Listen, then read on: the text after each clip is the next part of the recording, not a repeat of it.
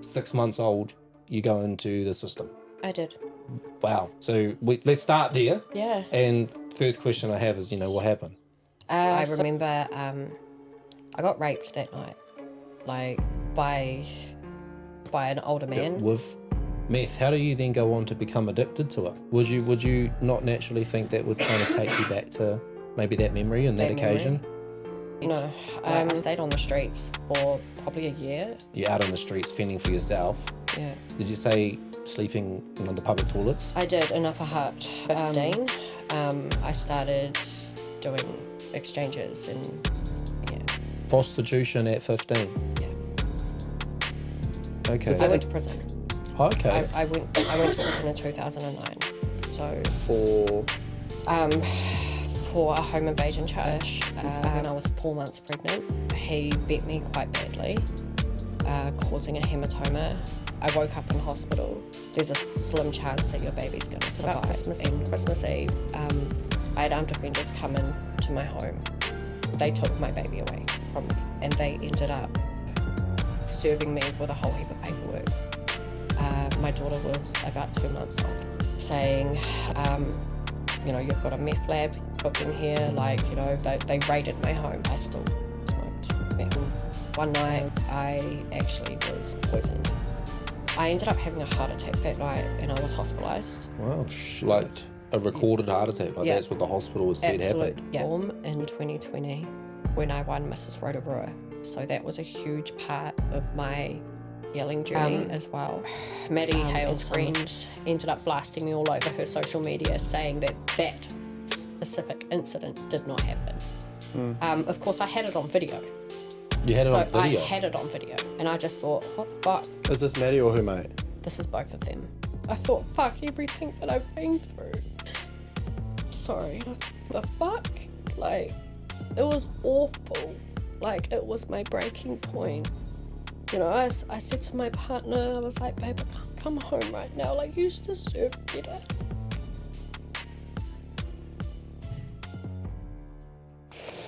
And this was just how long ago? A few days ago.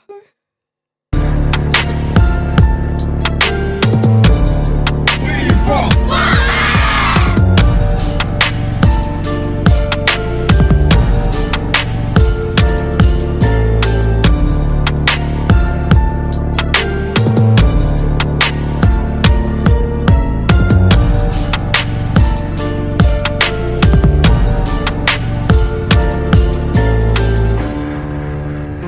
Welcome back to the Making a Statement podcast, episode number 24. We are back with another heavy hitter of an episode. Thank you to everybody that's tuning in week and week out. Please hit the subscribe button. And if this is your first time tuning in, definitely hit that subscribe button, but stay tuned as well. We run our podcast Uncensored, Unfiltered, Unscripted, and Unedited. Unedited? I was going to say unedited and uneducated. We are breaking the stigma, just having conversations openly and helping, people heal through that, whether you're a listener or sitting on the seat. And to my right, I've got my brother-in-law, Brother E. Hi, I'm Ethan. Cuzzy DJ TJ behind the scenes on the ones and twos. Kia ora. Thank you, my team, for holding it down week in and week out. And to my left on the hot seat tonight, we have a childhood sexual abuse, a drug addiction survivor. She was put into the system at the age of 6 months and introduced to P at the age of 14. She's here with a message of hope and truth, that life can be changed and can turn around. And through her story, you'll hear that it was finding love in the right man that helped make that change and that difference. She is now the facilitator of a water program, owner of a youth centre, and you've probably seen her on your Facebook page. It's Anita Tamaka. Kia ora. I'm Anita. I'm a youth worker. I do own my own youth centre, the Manawairua Centre up in Mairaki. Thank you for joining us. Thank you for giving me this opportunity. You're welcome. Welcome to the Making a Statement podcast. We kick off with we don't kick off with a load of T-bar review. We check in with ourselves mentally. Where you at out of 10? I will ask that, but then we'll get into one of these loaded T-bars because mine looks really yummy. So how are you out of 10 for the week that's been? I'd say about a 6. Okay. Yeah. Why do you put yourself there? I mean, a lot has gone on in the last week. Probably, yeah, just the backlash of everything that I've been through in the last week set me back a little bit mentally. But, you know, I'm bouncing back and, yeah. So this is involving the look back drama. It is. Okay, because we will get into that I'm sure we will. as well. Yeah. But is your 6 on the up from here? Yeah, absolutely. Where do you think you were kind of sitting? Where was that low point? To be honest, it was about a 3. Okay. Yeah. And yeah. How did you kind of get through that? My cousin, you know, she pulled me through a really dark spot that I was going through. And I'm really grateful to be here still. So Massive. Yeah. It's family, important. absolutely. But I love that you're on the come up, obviously, at a 6 now. So what's kind of put you there? Where are you going with this? You've got your boat party coming up. I do. Yep. You know, and whānau as well, you know, they've been a huge support. And just, not taking life for granted.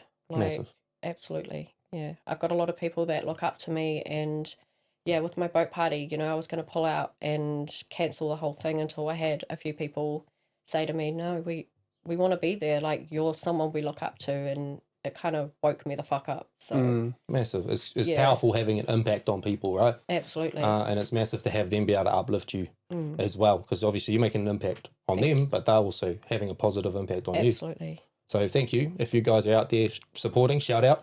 Yeah. Loaded T-Bar, before we pick up this drink, do you want to give us a quick little brief summary of like maybe who you arrived here with? Yeah, absolutely. So we did a surprise with the actual owner of Loaded T-Bar, Chantal. Shout out Chantal from the Shout Loaded out. T-Bar. Shout out. Who's sitting behind the scenes and cameras, Trev's camera. Yeah. And what's the flavour? Oh, we're gonna taste. guess. Yeah, we're gonna Yeah. taste. So it's not really true reviews. I guess it is because it's first time trying this flavour, but it's a guess the flavour segment. Isn't it a new one too? It's a not new even flavour. been out yet. Yeah. So It has. I use it at Speedway. Oh, you do? exclusively at Speedway so far. Okay. Okay. So if you're down in the Hutt region, Speedway, you can try this flavour. And you may know what we're talking about. It's pretty good. It really tastes like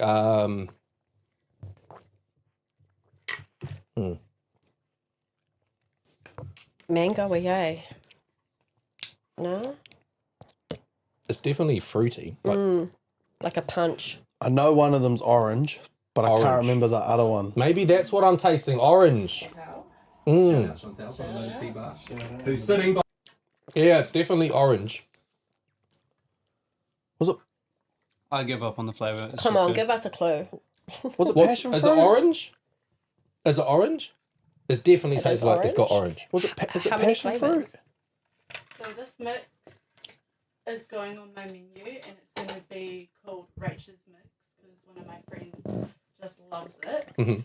And it's orange pineapple with passion fruit, and we think it tastes like a flat lemonade. Flat Fanta. Flat Fanta. Oh, Okay. It does kind of. Orange and the pineapple. I can definitely. Orange and pineapple can and taste passion fruit. And is it the orange and pineapple mixed prior? Yeah, it's a flavour that's been made together, so they made it orange pineapple.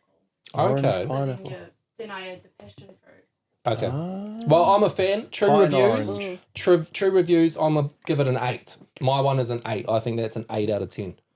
Anita, Yeah. what do you reckon? I'd say about an 8 or 9. Yeah, I like 8.5. Yeah. 8.5's good. I still really, really like my passion fruit mango. That's my downright favourite.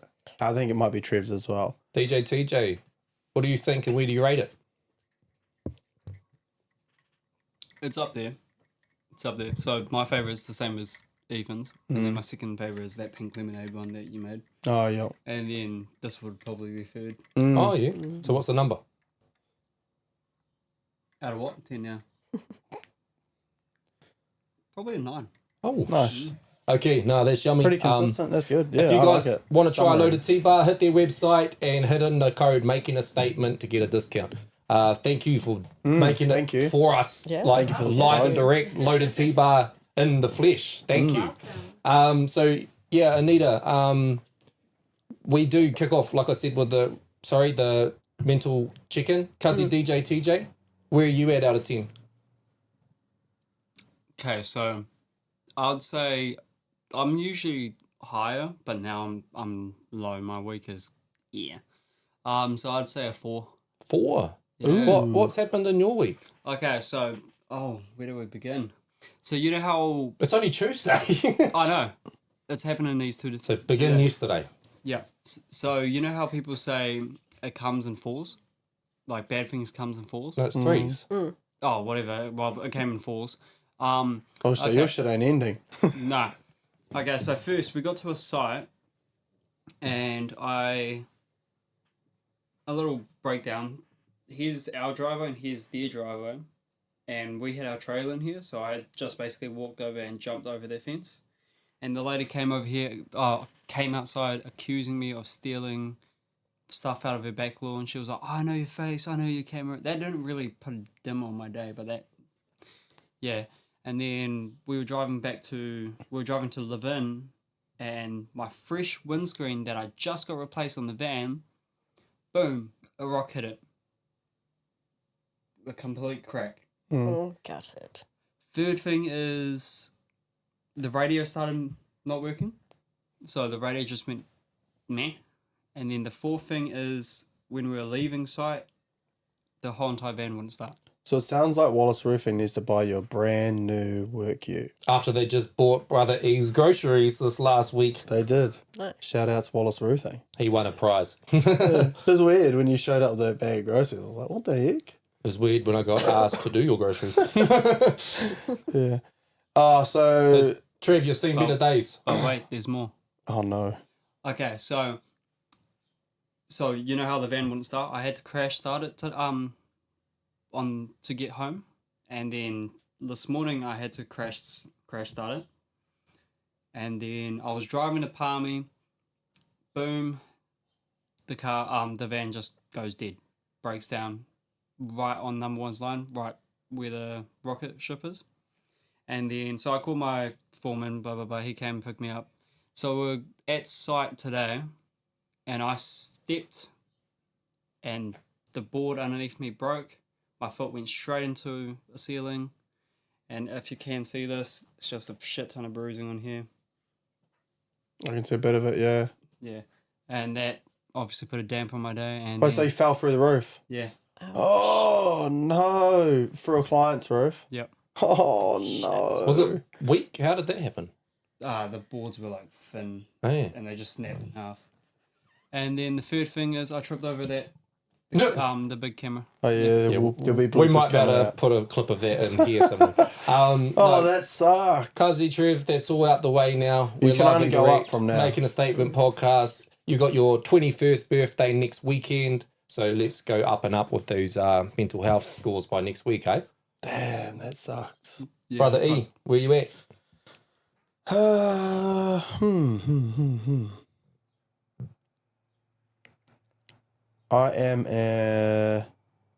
I'm a 9. I'm a solid 9. I'm good. I'm happy. I had a good weekend. We had good fun at the wedding, Trev? My uncle's wedding.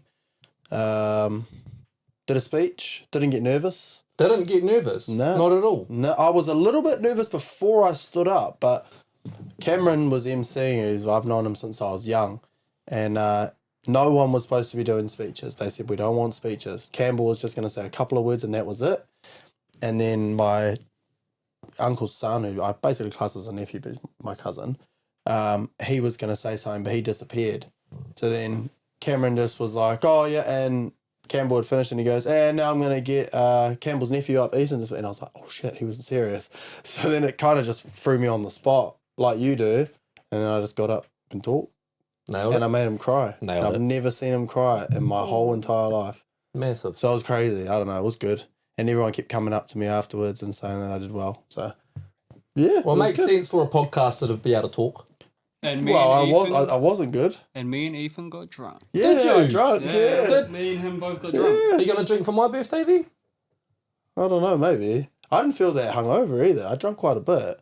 We started early too, at like 11:30. We started at 11:30 and we were just smashing back beers and cocktails. The rosebuds, they did cocktail bars, so they made like big bowls of rosebuds and mojitos and shit like that. So we were just smashing glasses of that, and then we made another one, and I made it double strength because it wasn't strong enough.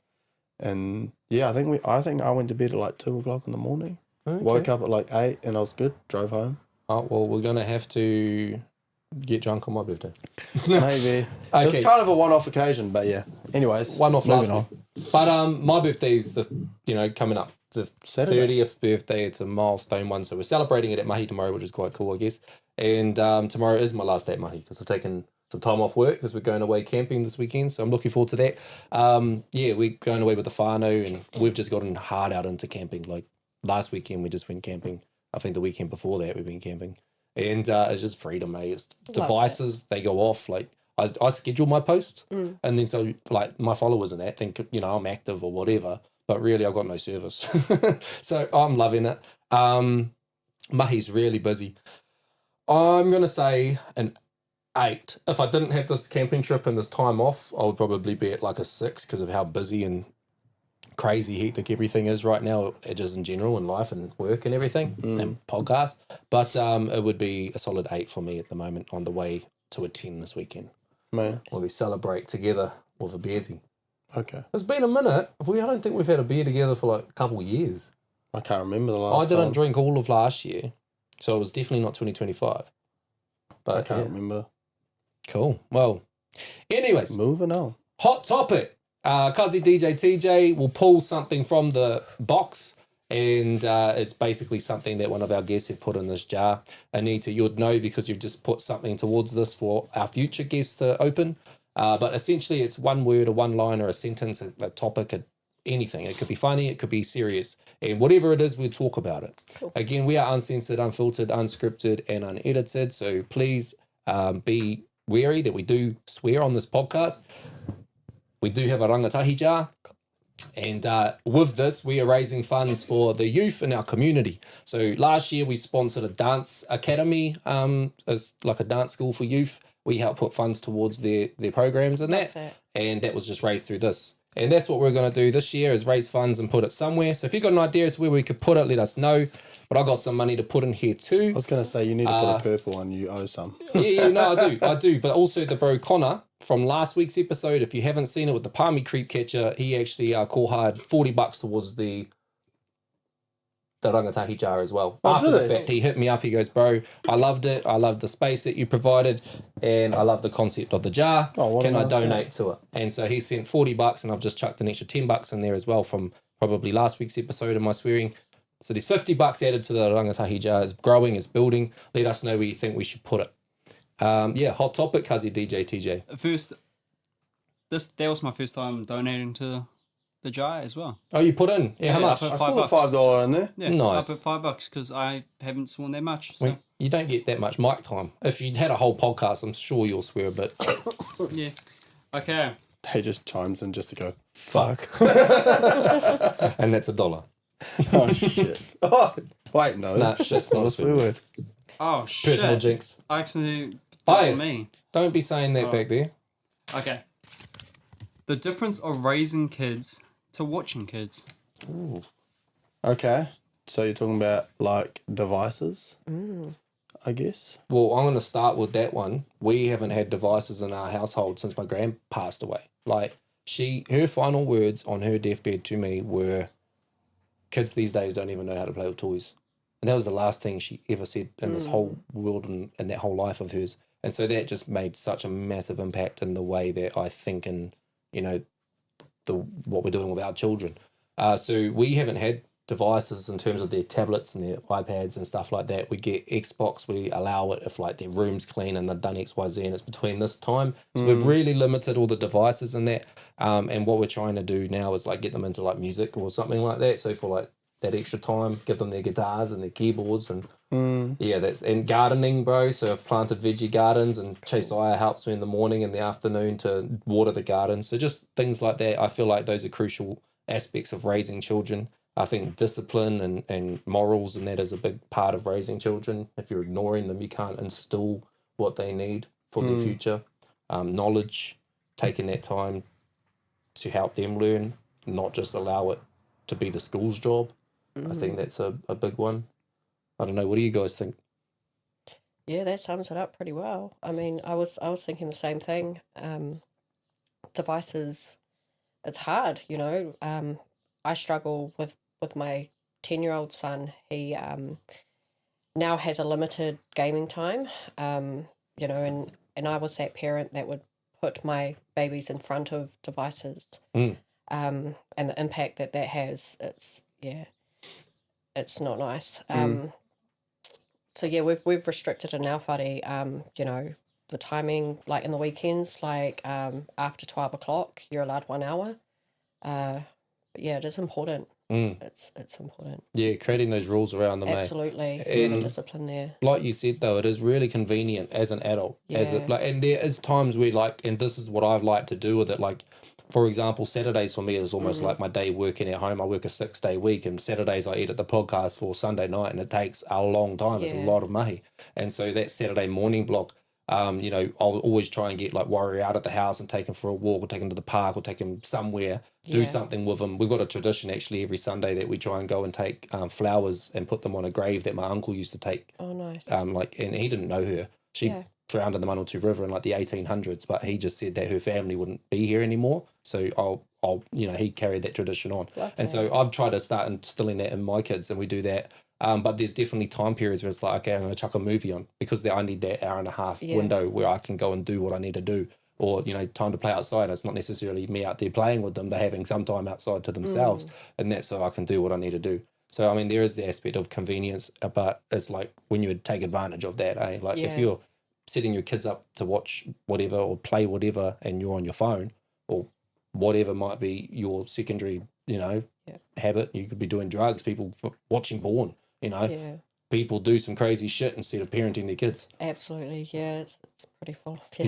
And the reason why I said that watching porn is there was this one we watched on like the CI channel or whatever it was, and this dude had like left his kids in the car, and one of them was a baby because the baby was asleep. He got caught up in his whirlwind of watching porn. He forgot the baby was in the car, bro, and the baby died. Fuck. Facts. Like, that was actually a thing on the CI channel. That's fucked up. That is fucked up. That is. That's not parenting. No. But yeah, what's your viewpoint? Pretty much the same with the iPads and stuff. Like with Ivy being autistic, like we've basically been given funding to give her one because it helps with her learning and also her stimulation. That's neat. How much did they? Well, how's that? We ended up getting granted like, I think it was like $3,300 or something, and they got her a tablet. They pay for her dance lessons. Wow. That sort of thing, just so that she gets extra help. I mean, we didn't really need it, but they just offered it, so we're like, okay, cool. Why wouldn't you? If there's funding there, it's to support. Yeah, so she's fine with it. She doesn't really act differently whether she has it or she doesn't, but because she has a little sister and her little sister has to do everything that her big sister's doing, we already had Nai already had an iPad, so she's allowed Layla time on it, but now we've started to notice that if she doesn't get it when she wants it, she acts out. So now we're having to pull it back from both of them, because it's kind of hard to give one kid something and the other kid not similar. Like, do you know what I mean? Because Ivy can spend a couple of hours in the afternoon on it, but if Layla spends too much time on it, she gets tired from just watching the same thing over and over again, and then she gets grumpy. She starts packing hissy fits and won't go to bed and stuff like that. So yeah, it's kind of rough.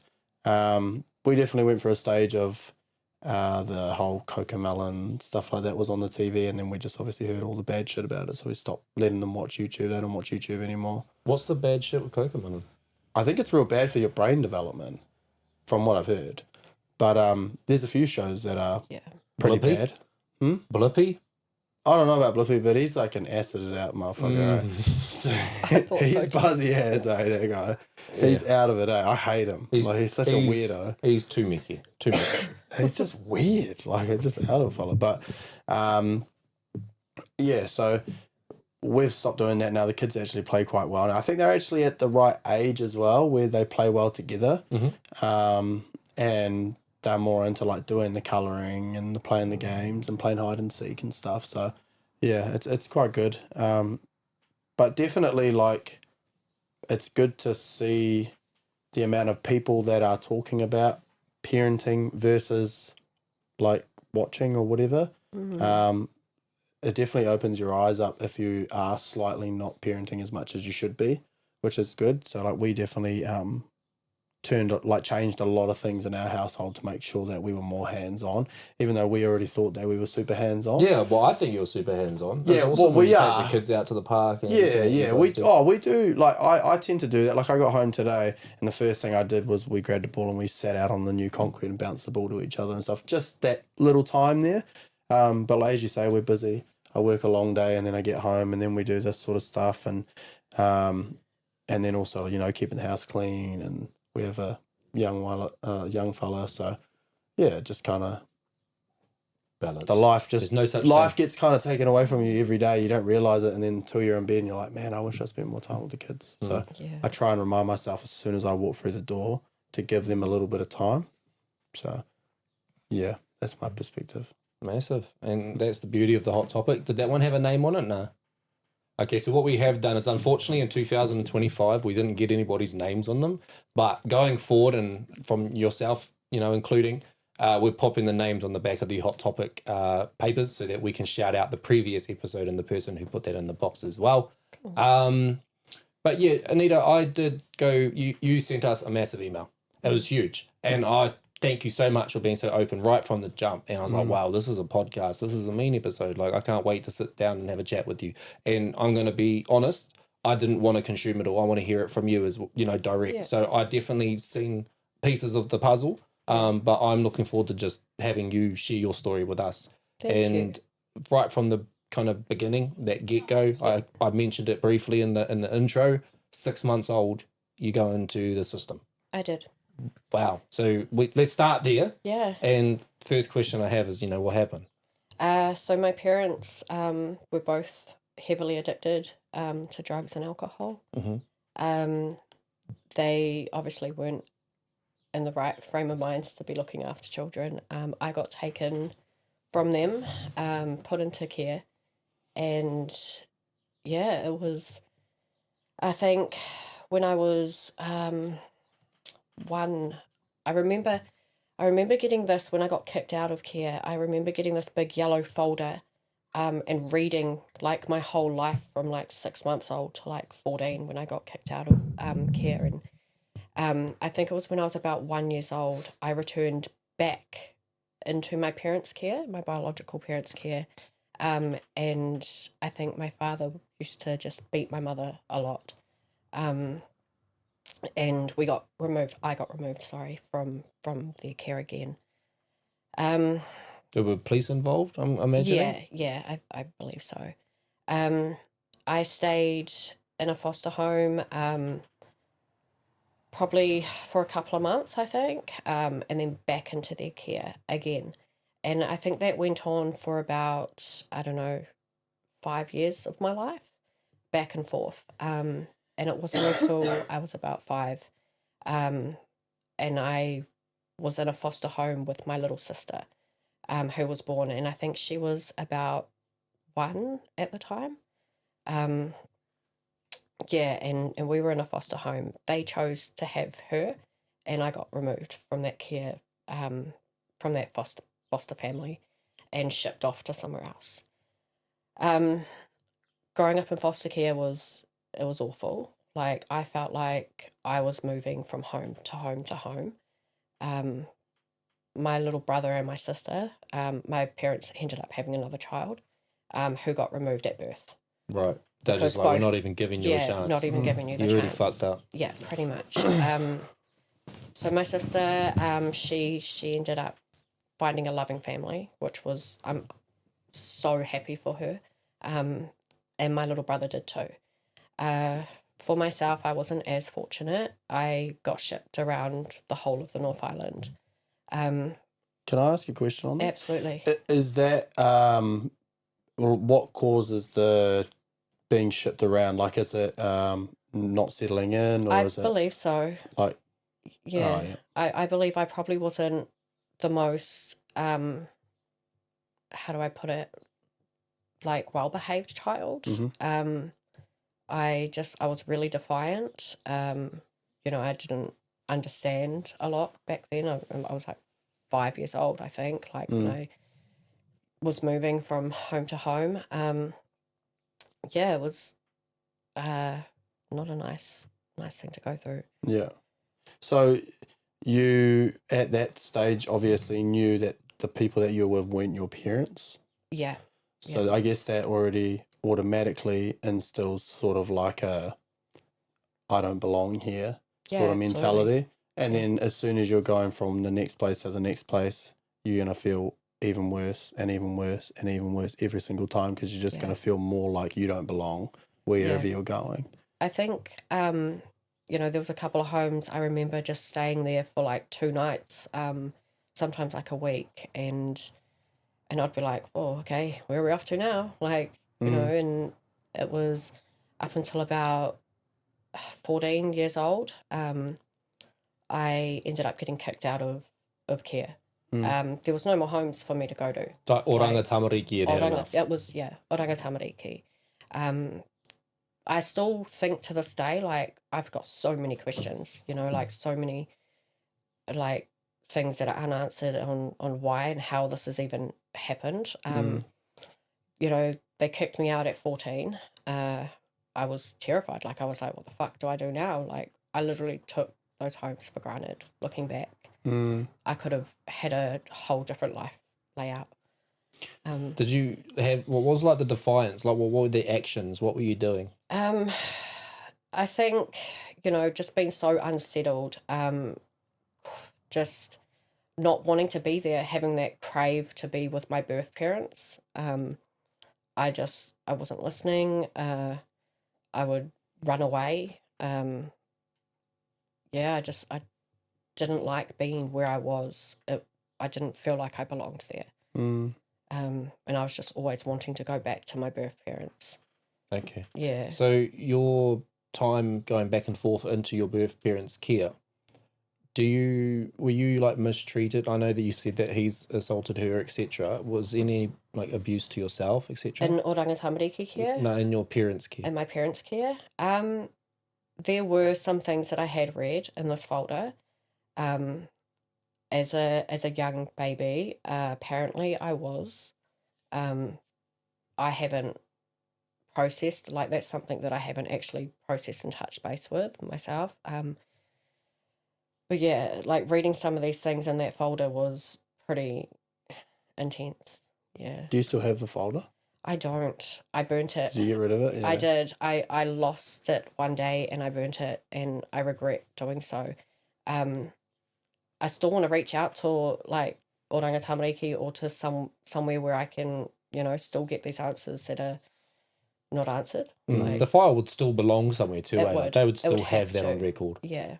Yeah. So do you have like a specific happy memory or happy times that you remember in the care of your biological parents for you to maybe have that yearning to go back to them? Not really, to be honest. No, I don't think so. I think it was just more of the fact that I didn't want to be where I was, and I just wanted to be with my parents. I think seeing other children, having the love from their parents,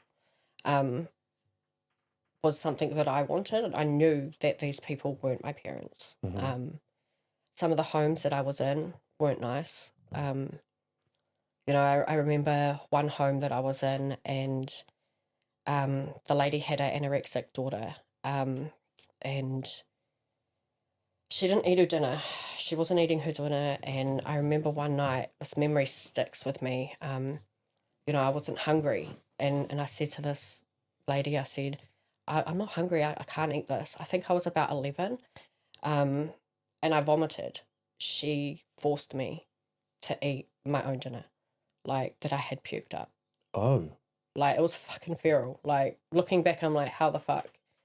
One memory that sticks with me, like, and I look back and I think these people are meant to love children like us that are coming to their home. Yeah, like they're opening their door to you. Yeah. They'll welcome you into their family. They go through all the checks that Oranga Tamariki puts out, and all Yeah. the hoops to make sure, Yeah, and then you're spewing up and they're forcing you to eat it. literally. Do people get paid to have? They do.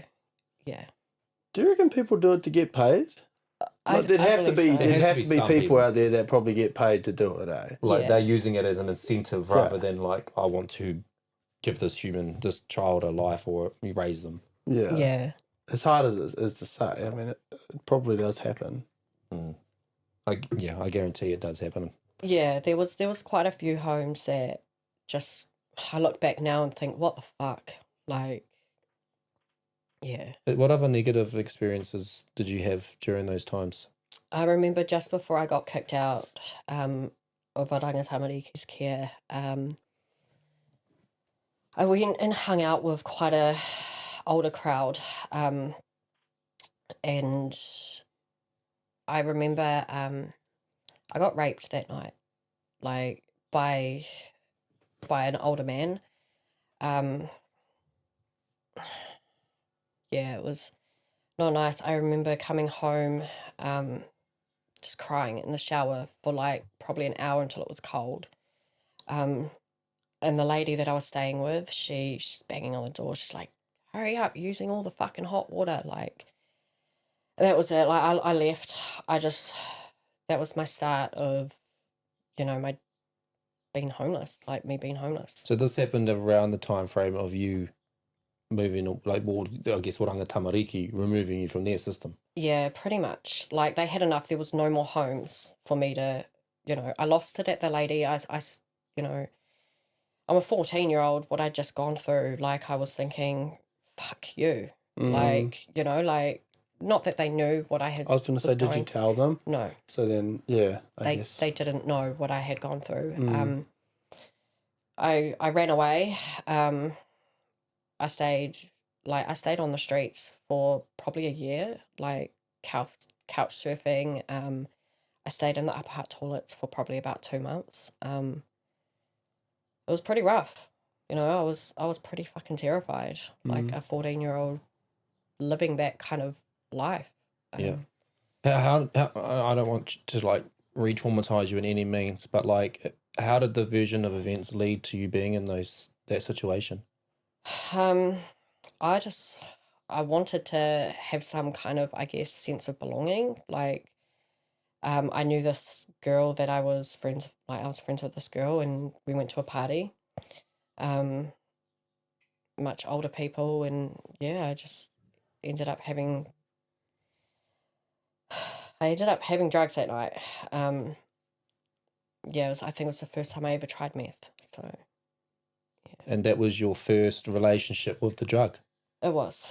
Was that maybe their intention? Like, there's this young girl at this party, obviously probably drinking, let's dose them Yeah. up with drugs as well and take advantage? Looking back, possibly, yeah. I mean, putting myself in that situation, like, yeah. I still struggle a lot to speak about it. Like, I felt like I had processed a lot, but yeah, I still do struggle a lot. Like, speaking about it all, it is a lot to process. Absolutely. And like, I appreciate you feeling open and honest Yeah. enough to be able to talk to us about it. Yeah. So my question is, like, if that was your first kind of relationship with meth, how do you then go on to become addicted to it? Would you not naturally think that would kind of take you back to maybe that memory and that occasion? No, it didn't.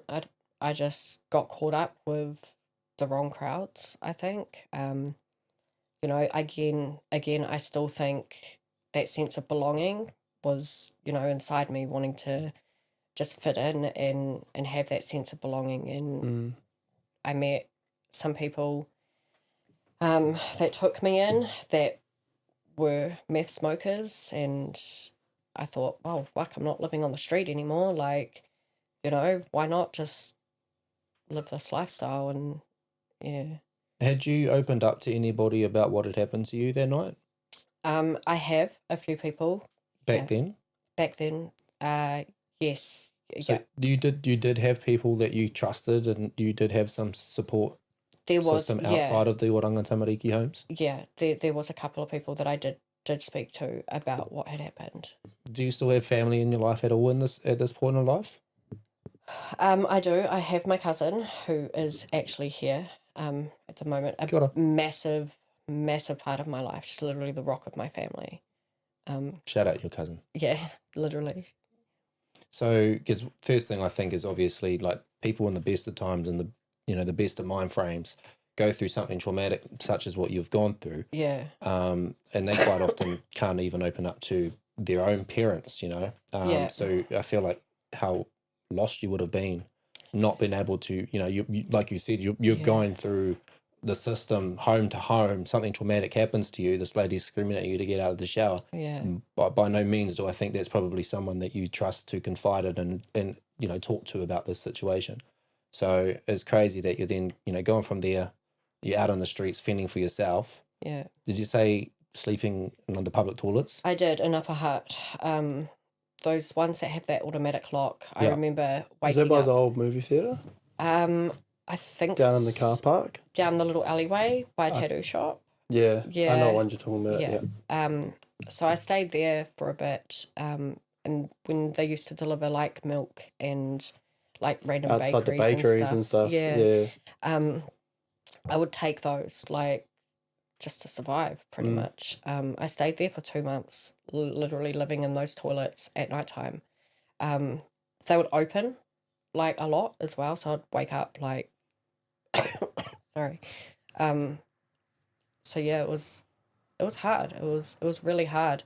And then I started couch surfing, staying just at random people's homes, meeting random people, getting in with the wrong crowds. Introduced to a whole different walk of life. Yeah, pretty much. Did you say people took you in that was a meth crowd? Was that a permanent home for you after the couch surfing? Yes. Yeah. So I had a lady take me in, her and her partner, and they were lovely, but I ended up turning to prostitution and stripping. Like she was in that industry. The person who's taken you in at this time. Yeah. Is she like an older lady? Yes. And Yeah. you're how old? I was 14. At that age when you've been taken in? Yeah, and it wasn't until I was about 15 I started doing exchanges and yeah. Prostitution at 15? Yeah. Okay. Is that in Upper Hutt? No. Oh. No. I had moved to Palmerston by then. Oh, right. Yeah. So is this kind of like street corner material? I think more friends of hers. Like, yeah, I think it would be more. You're talking like her clients? Yeah, and just people she knew, and because it was home based, not like on the street. So she was arranging it. So essentially she's facilitating, Pimping. She's pretty much Pretty pimping, much. yeah. facilitating Yeah. and pimping an underage girl at the age of 15. Yeah. I took that throughout the years, and I ended up working for a while. Like, that's how I survived. By prostitution at the age of 15. That is fucked that there is people out there Yeah, willing to pay for that. Yeah. That is pretty much. disgusting. It is. But are they aware of your age? No. You're like pretending to be, I guess, 18? I feel back then I was pretty mature looking for my age. I probably could have classed as an 18-year-old. Yeah. Wow. And I mean, those kind of circumstances and predicaments are bad enough as it is, like being young and probably in a sense defenseless. Yeah. How are you navigating that?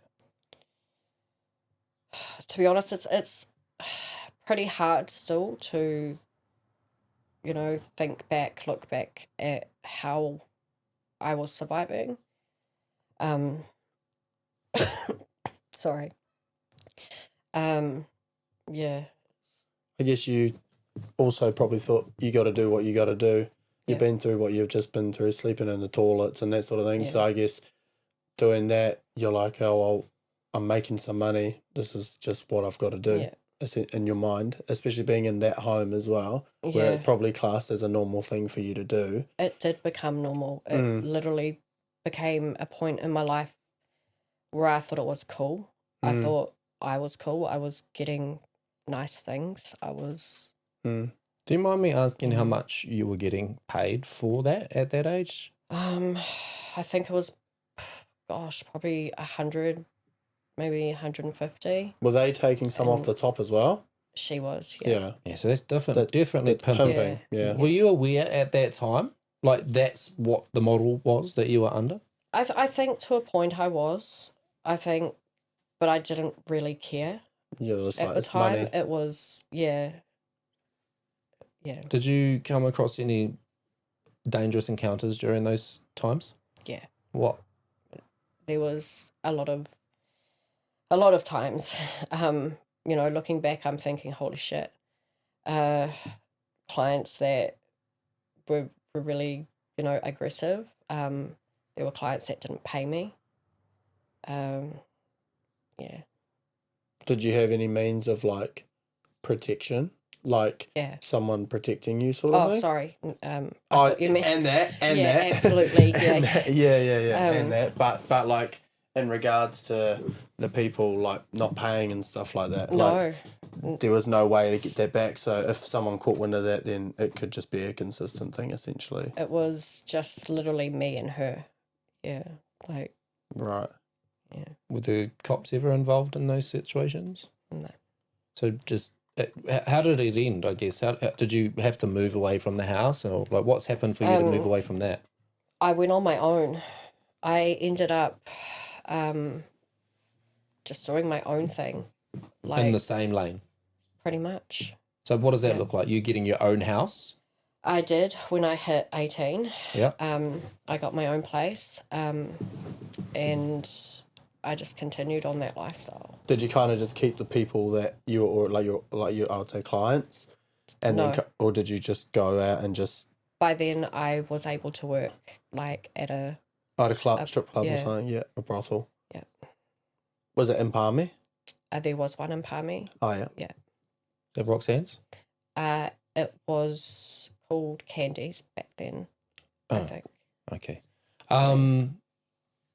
That not speaking out of experience, by the I way. don't even know what Roxanne's was. There's Yeah. Roxanne's. I think it's a brothel in Palmy, but Yeah. I don't think it's a strip club. I only know of that other strip So club. Firecats, I worked there as well, but that's no longer there. That was a strip club. Yeah. Yeah. Okay, so what's then led you away from that lifestyle? I ended up meeting somebody who literally changed my whole world, literally.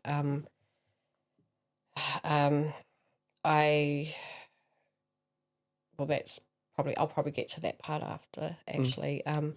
In between then, I went to prison. Okay. I went to prison in 2009. So For for a home invasion charge, which I was found not guilty on. So because of the seriousness of the charge, I had to be in remand. remanded. Yeah. So that was 18 weeks in remand. And Is that at the women's prison? in Arahara, yes. Yeah. So I thought that would be the wake-up call that I needed to kind of sort my fucking life out. How did you get found not guilty? guilty. But so you've served 18 weeks, Yeah. but you get found not guilty. At that point, they're just like, oh, sorry. Like, sorry, we locked you up for 18 months, like 18 weeks. Yeah, pretty much. It still doesn't really make much sense to myself. So this girl stole my car. I found where she lived and I went and beat her up. I see. So there was something There was, that's happened. yeah, I did get arrested. Okay. Yeah, of course. So it's not just like Yeah. you didn't do it and then they found her not guilty. No. I see. So I did assault her. She then fabricated a whole story saying that I had cleared her whole home out, that I home invaded her, and that wasn't what had happened.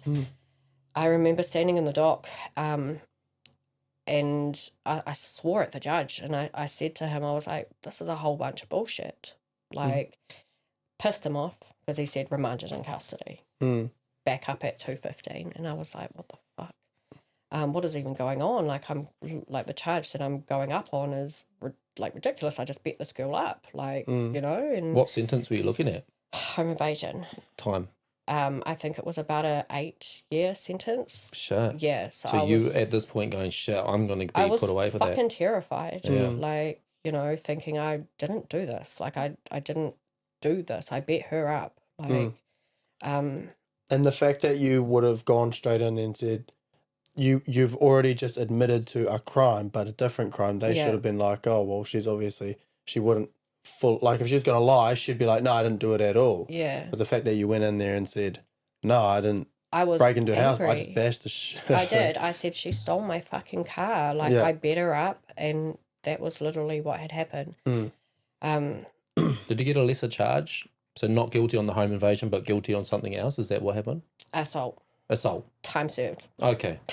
Yeah, it'd be just common assault too. Yeah, it was ridiculous. So, and you can get off with misdemeanors, I think, with just a common assault charge, I'm pretty sure. I had obviously had previous charges before, Diversion, I wasn't Squeaky clean. Yeah. Yeah. So youth court was something that I had gone through. Yeah. Do you mind me asking what that maybe was, the circumstance? The charge through the youth court. Yeah, so there was a couple of assaults. There was a couple of obtaining by deceptions. I remember a couple of clients' credit cards that I had taken, and I maxed out. Is this during the prostitution? Yeah. Oh, yeah. I hold full accountability to that. I had a restoral justice meeting with one of the clients, and yeah, these are things that, I look back and think, what the fuck, like. Kind of sounds like you had a lot of anger and hate towards everyone. Yeah. At this stage of life. Yeah, I did. Obviously, I was stemming lost. from the not feeling, I guess, wanted or not feeling any comfort anywhere. So Yeah. kind of it's you against the world, essentially. Didn't have someone protecting you. You protected yourself. Yeah. You did what you had to do to get by. Yeah. So 18 weeks in prison. Yeah. Any prison stories? Not really. Nothing really. Wasn't as scary as I thought it was gonna be. There was a wing brawl that had occurred like a week before I ended up getting released. That was about it, really. Were you involved in that? Not really, but I did get blindshotted. Oh. Yeah. And I stood there like after I picked myself up off the floor, like, what the fuck? Okay, I'm standing here looking at these people fighting, like, whoa. But yeah, it was the wake up call I thought I needed, but it obviously wasn't. No. So you got out of prison. I You've did. met somebody. I did meet somebody. What was he like? Lovely at first, but then I got back on meth because he was addicted too. Right. I ended up falling pregnant to him quite fast with my oldest daughter, who is 15. And how old are you at this point? I was 18. Okay. And were you 18 when you spent the time in the prison? 19. 19. Yeah. Okay. So you've met him and then gone inside. So I met him previously before prison, and then I met him again after prison. So I kind of reconnected with him. And then he ended up picking me up from prison. So I met up with him, and we ended up seeing each other for a bit. I fell pregnant quite fast with him. He was literally like the black sheep of his family. his family were all government tied. So when I fell pregnant to him, I didn't want a relationship with this man. Like, they took my baby away from me. So I had my own home. And I think it was about Christmas Eve. I had armed offenders come in to my home, and they ended up serving me with a whole heap of paperwork. My daughter was about 2 months old, saying, you've got a meth lab cooking here. Like, they raided my home. They found nothing. They found absolutely nothing. It was just his family not wanting me to have their child. Mm-hmm. So that was a really awful process that I had to go through. Probably one of the hardest. Are you and the dad, together still at this point? No. No. So we ended up on and off throughout the pregnancy.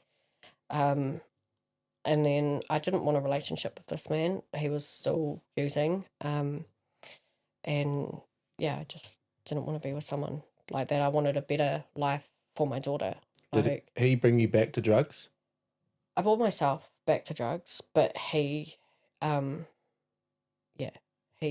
still using. He was. So were you using when you were pregnant? No. No. So there's a period between you getting out of prison, you're back with this man, he's still using, you're using. You find out you're pregnant, 19 years old. Yeah.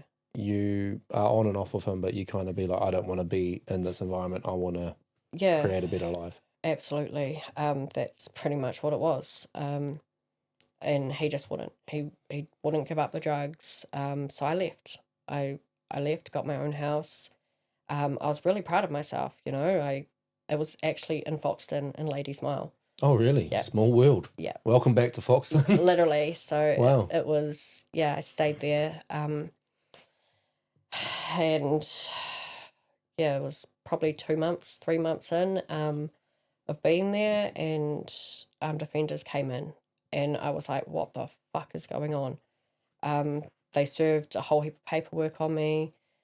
And at that time it was Christmas Eve. So nothing was open. There was no lawyers to contact. There was no anything to, help me through the longest fucking month, pretty much. Mm. I thought, fuck, I'm just getting my life back on track. Like, I'm off the drugs. Like, I ended up getting really high that night when she got taken. I couldn't understand. Like, I couldn't understand what the fuck was going on. Can I, because you said they didn't find anything that... They didn't. So, how do they still take your child away prior to them finding anything? Like, how do they, what evidence do they have to take her? Like, is it just... So I was served with a, without notice, to uplift. Mm. And on the grounds of drug use and supplying, and also manufacturing. Yeah, none of it was true. But they've done no hair follicle test. They've done nothing on you. And that's how corrupt the family court is. It makes no sense to me either. Like, I fought for 9 years for my child, all while I had 3 other children in my care. And I said, I remember one time in the court saying to the judge, like, if I'm that much of a bad mum, why are you leaving these 3 children in my care? Why have you got no concerns for them, but you've got all these concerns for this child being in my care? It's really corrupt. I feel like it is anyway. It's not a nice system to be in. So whose care did she go into? She went back to her father's. He was the one. He was the one doing drugs, and it's been throughout the 9 years been proven. It's pretty it's pretty ruthless. So after the 9 years, you got her back. After 9 years, I got her back full time. Wow. Okay, Yeah. that would have been such a pivotal moment. It was. How long did it take you to get visits and stuff? It was, I think, February. I ended up getting my first supervised visit through a Bernardo centre. And I was still saying to my lawyer at the time, like, how is this even fair? Like, I'll do a drug test right now. Like, you know, they just keep telling me there's proceedings, like there's steps in place that you have to do. Like, and I'm going, well, no, give her back now. Like, this is not fair. You know, and yeah, even though I got really high the night that she was taken, I didn't want to do drugs anymore. Like, and then I gave up. I gave up because it was too hard. So was that kind of like a moment of, you know, you obviously just want to feel nothing or whatever's going on, it's too much, you want to escape it, you do the drugs that night. At that point, you don't do the drugs again? I didn't for probably about a month. Right. And it was after the fact that my lawyer told me that there's all these proceedings in place that, and you know, stuff that you have to do prior to getting your daughter back, you know, in your care. And I'm going, but I shouldn't have to do this. She was safe. She was, you know, and I didn't understand it. Yeah, his brother is a police officer. His other brother is a lawyer, and his sister works for Child Youth and Family. Right. So I felt like I was just this dirty little stripper that had no chance. You know, I felt worthless. Like, I felt fucked. So I went back to meth. You know, I went back to meth. I held on to my supervised visits. I said, well, fuck, sweet. You know, at least I get to see my baby still. Yeah, it was really, really shit. Really, really shit. And then you found somebody? Then I met another man. And in 2014, I had another child. This man too was also addicted to meth. So I ended up, you know, going back and forth of my drug use. Yeah, it was pretty full on. Do you mind if I ask where you're meeting? Because it's like, where am I meeting these because I men? honestly have never ever met someone that, well, not to my knowledge, that is using. Yeah. So, Plenty of people. well, do you know? But to Yeah. my knowledge, of that, you know, so that's why I asked if there was like a common, like, if it was like a common thing to where you were meeting them, or just randomly, who you were just around. association, Yeah. like friends of friends, Yeah. and yeah. I want to just quickly ask, what is it that you're getting from meth, the drug? Like, what is it that you're finding in it, and why are you resorting to it? I think it kind of blocked a lot out. Like, it made my weeks turn into months. You know, I felt like I was just in an autopilot mode where, like, I didn't have to deal with, you know, pain. Like, it was shutting a lot of things out for me. We've heard someone say that it makes you feel invincible, essentially. Yeah, it did. There was a lot of times I felt like, yeah, pretty much invincible. So did anything like shit hit the fan with this new partner? Obviously there's a reason he's broken up, so Yeah. what's happened there? I stayed with this man for 9 years. I had 2 children to him. In 2014, my daughter, when I was 4 months pregnant, he beat me quite badly, causing a hematoma.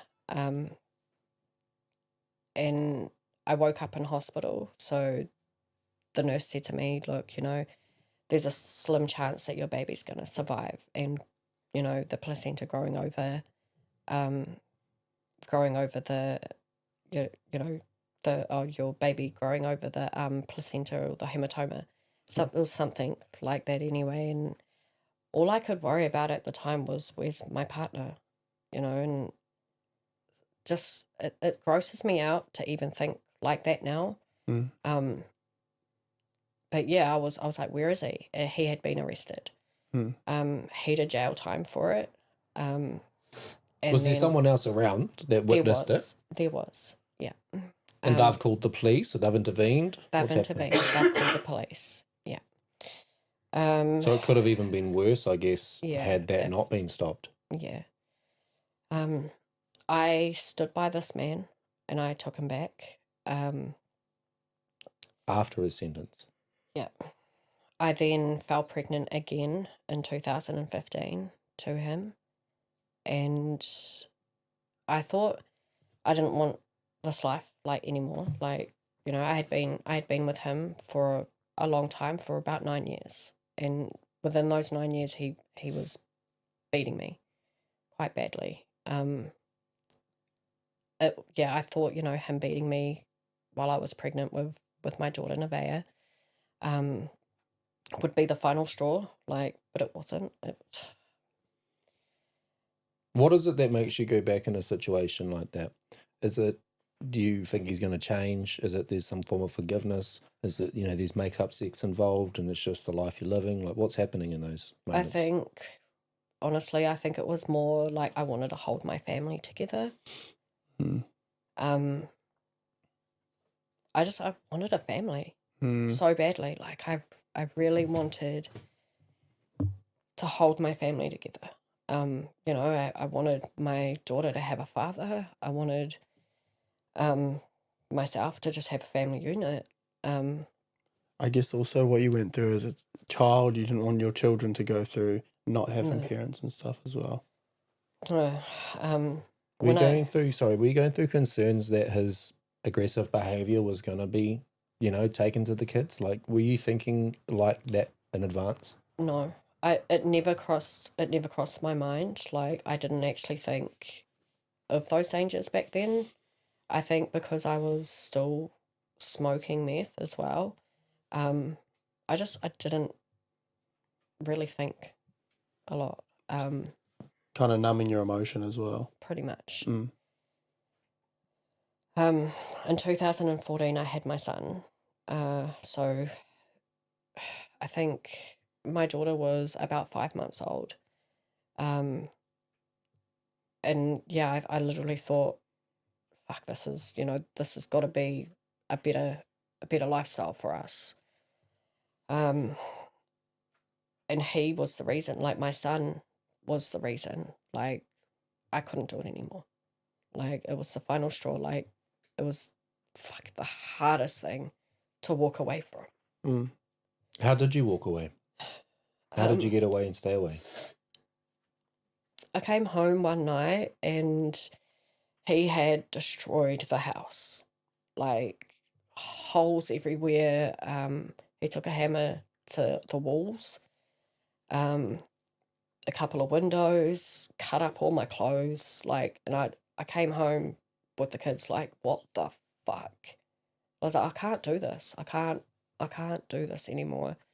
I actually called his dad and I said, can you please come and pick him up? I can't do this anymore or I'm gonna have him arrested. So of course his dad came and picked him up and it literally was it. I couldn't live a life like that anymore.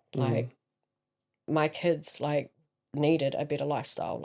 It was, yeah. Was it a clean break? No.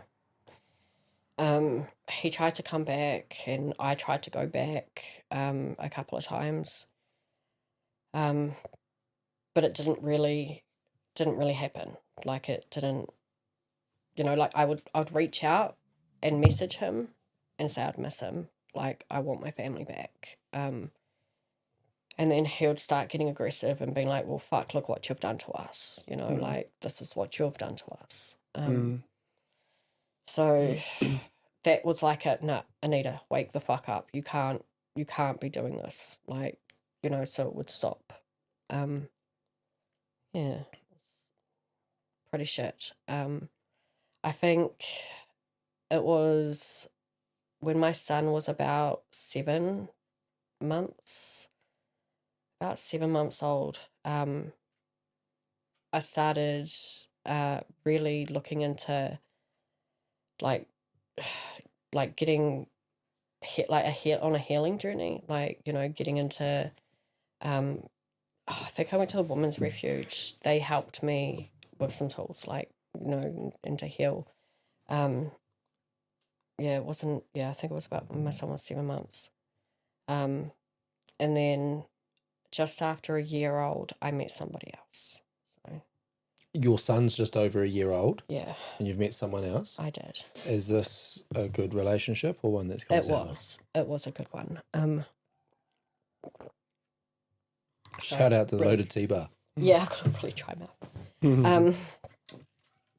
It was a good one. This man, in this time too, like I was literally still fighting in the court system as well for my daughter, like going through the visits. I think by then I had her overnights and stuff. But Is this during that healing journey side of things? yeah, Because they wouldn't let her stay No. overnight with this other guy that's No. back and forth out of prison after beating you and hospitalising you and that. Obviously, they're paying attention to that. That's getting recorded and passed on to them. yeah, there was police reports, there was call outs, there was I'm surprised honestly that my other two children weren't removed from my care. As hard as that is to say that. Yeah, well, you're It being is what it realistic is. and admitting facts. Yeah. But yeah, it was the final point. I ended up meeting a man on Facebook actually. How old are you now? I was 28, I think. I'm now 36. Well, I'll be 36 on Sunday. Okay, So- I'm 30 on Saturday. No. We're almost birthday twins. Yeah. Well, celebrate your birthday this Thank weekend you. on my I will behalf, be. and I'll do it on your behalf. Sounds great. That's awesome. Mm. Yeah. Yeah, so I met him on Facebook. Never thought I would, didn't think it would go anywhere. I turned up. I actually drove from Palmerston down to Wellington. This is where this man was located. And I turned up and not knowing that this man was actually a gang member. He's standing there in a patch and I was like, oh, what the fuck, I'm about to get rolled. Like, it literally was the first thing in my head. And he was lovely, the most humblest, loveliest man, and we ended up talking, I think we went for a drive down to the beach and we just spoke for an hour or two. And then I drove all the way back up to Palmerston and I was like, what the fuck?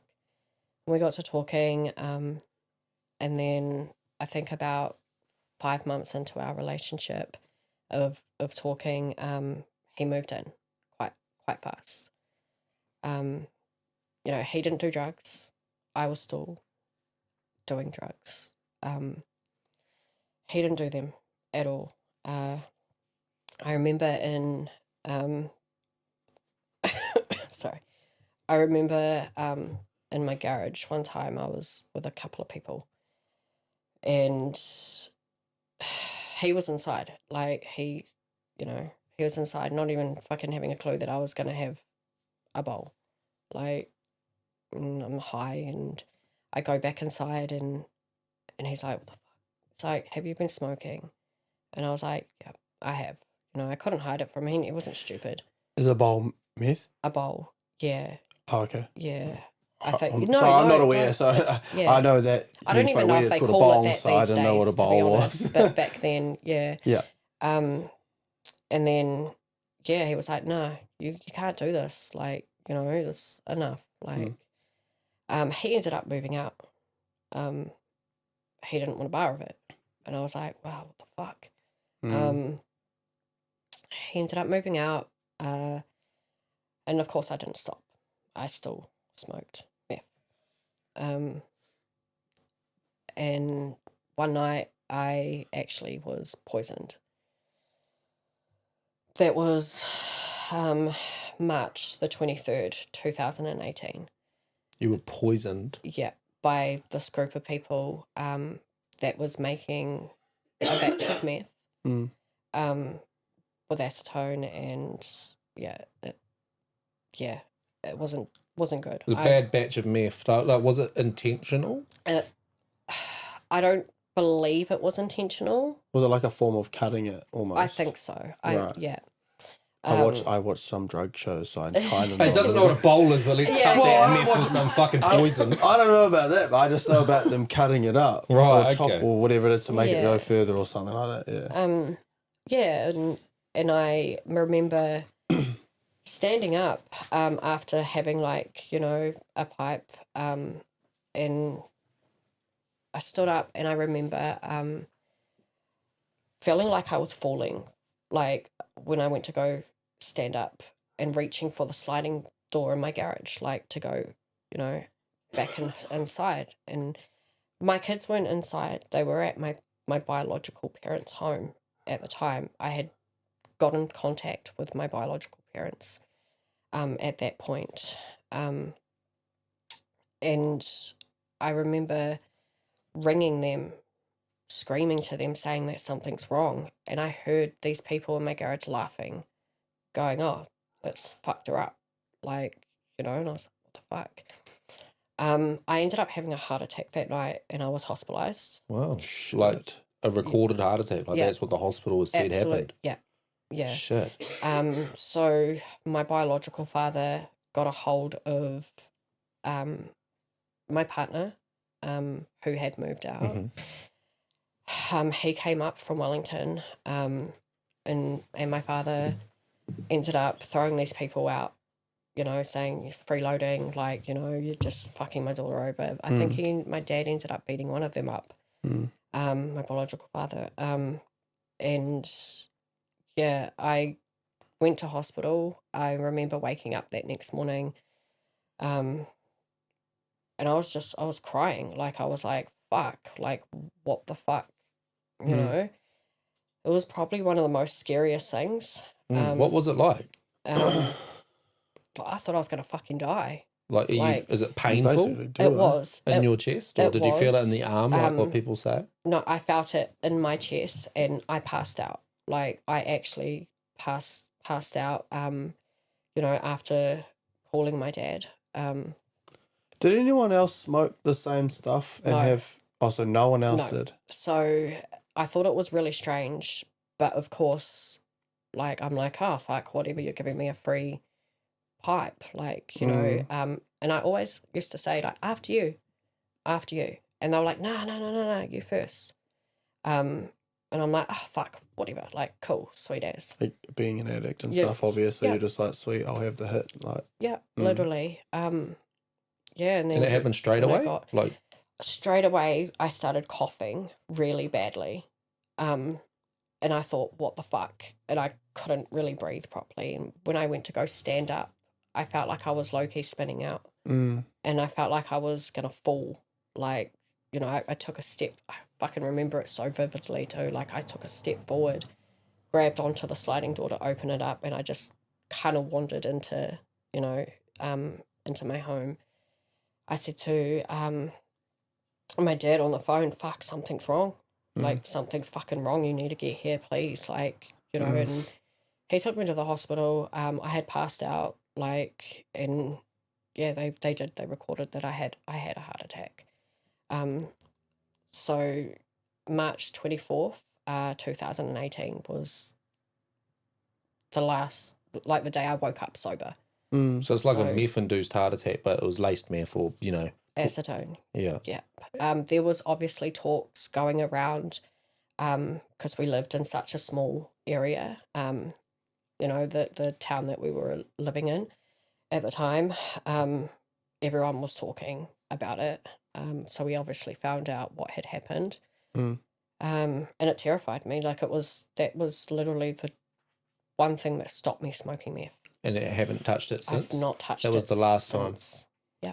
Well, congratulations. How long Thanks. was that? 8 years? 8 years this March. Wow. Yeah. So, Awesome. yeah, congratulations. Thank That's you. huge. Big And it's milestone. just very sad that it took that extreme to you almost Yeah. losing your life Yeah. for that wake up call that you said should have happened when you come out of the prison. 1% is just not worth it. Like literally not worth it. What's the 1%? Of having something like that happen to you.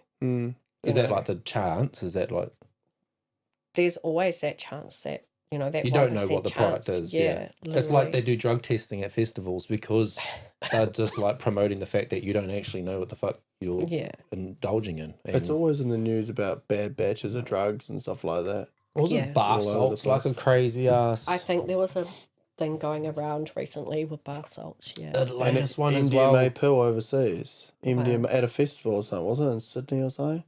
A whole lot of, but there was a death. The Hundy one at the moment is fentanyl, eh? Oh wow. That's Yeah. like killing people hard out, and Yeah. like Well, that's apparently been like it's that in starting- America for Yeah, ages. but it's getting though. distributed in New Zealand. now. Oh, Like it's I'm pretty sure I remember that in the headlines and that recently. that's not good. Yeah. so yeah, I don't know if you're out there, just take note of what Anita is talking about. You know, you don't know what you're consuming, and it could be your last time, or you could do something that's gonna fucking change your life forever. Yeah. Just breathe air. Yeah. Breathe air, brother. Smoke medicinal. Or just don't. Or just breathe air. How is the recovery for something like that? And I'm not talking like the drug recovery, but the heart attack recovery. Like, has that impacted your life now? Is that something that's potentially going to happen again? Like, what's happened from that point medically? So I have I had a specialist that I was going to seeing at the hospital, and like I'm okay now. Like I don't think it has, you know, any long-term effects on me now. But yeah, it was definitely that eye-opener to never touch it again. You haven't had any thoughts No of it or temptation anything? whatsoever. That's great. Honestly. So did you go through withdrawals? Like, was there like that addiction withdrawal process? There was, yeah. There was, I think, looking back, yeah, there was. Just the sweats and just your usual kind of withdrawal symptoms. Yeah, Were you dabbling in any other drugs, or was it just meth? just meth. Yeah. And you mentioned obviously you're back in contact with your biological parents at that point. Is it At still that point. current? Are you now? I am in contact with my biological parents. So how did that relationship reform, and how did that start up again? When I had my daughter, I wanted to I wanted to have that family unit. You know, I wanted her to know her grandparents. Yeah. Had they changed? No. Wow. So are you not concerned with them, you know, at that stage At that being point- around them? At that point, I wasn't. I was too probably focused on being an addict.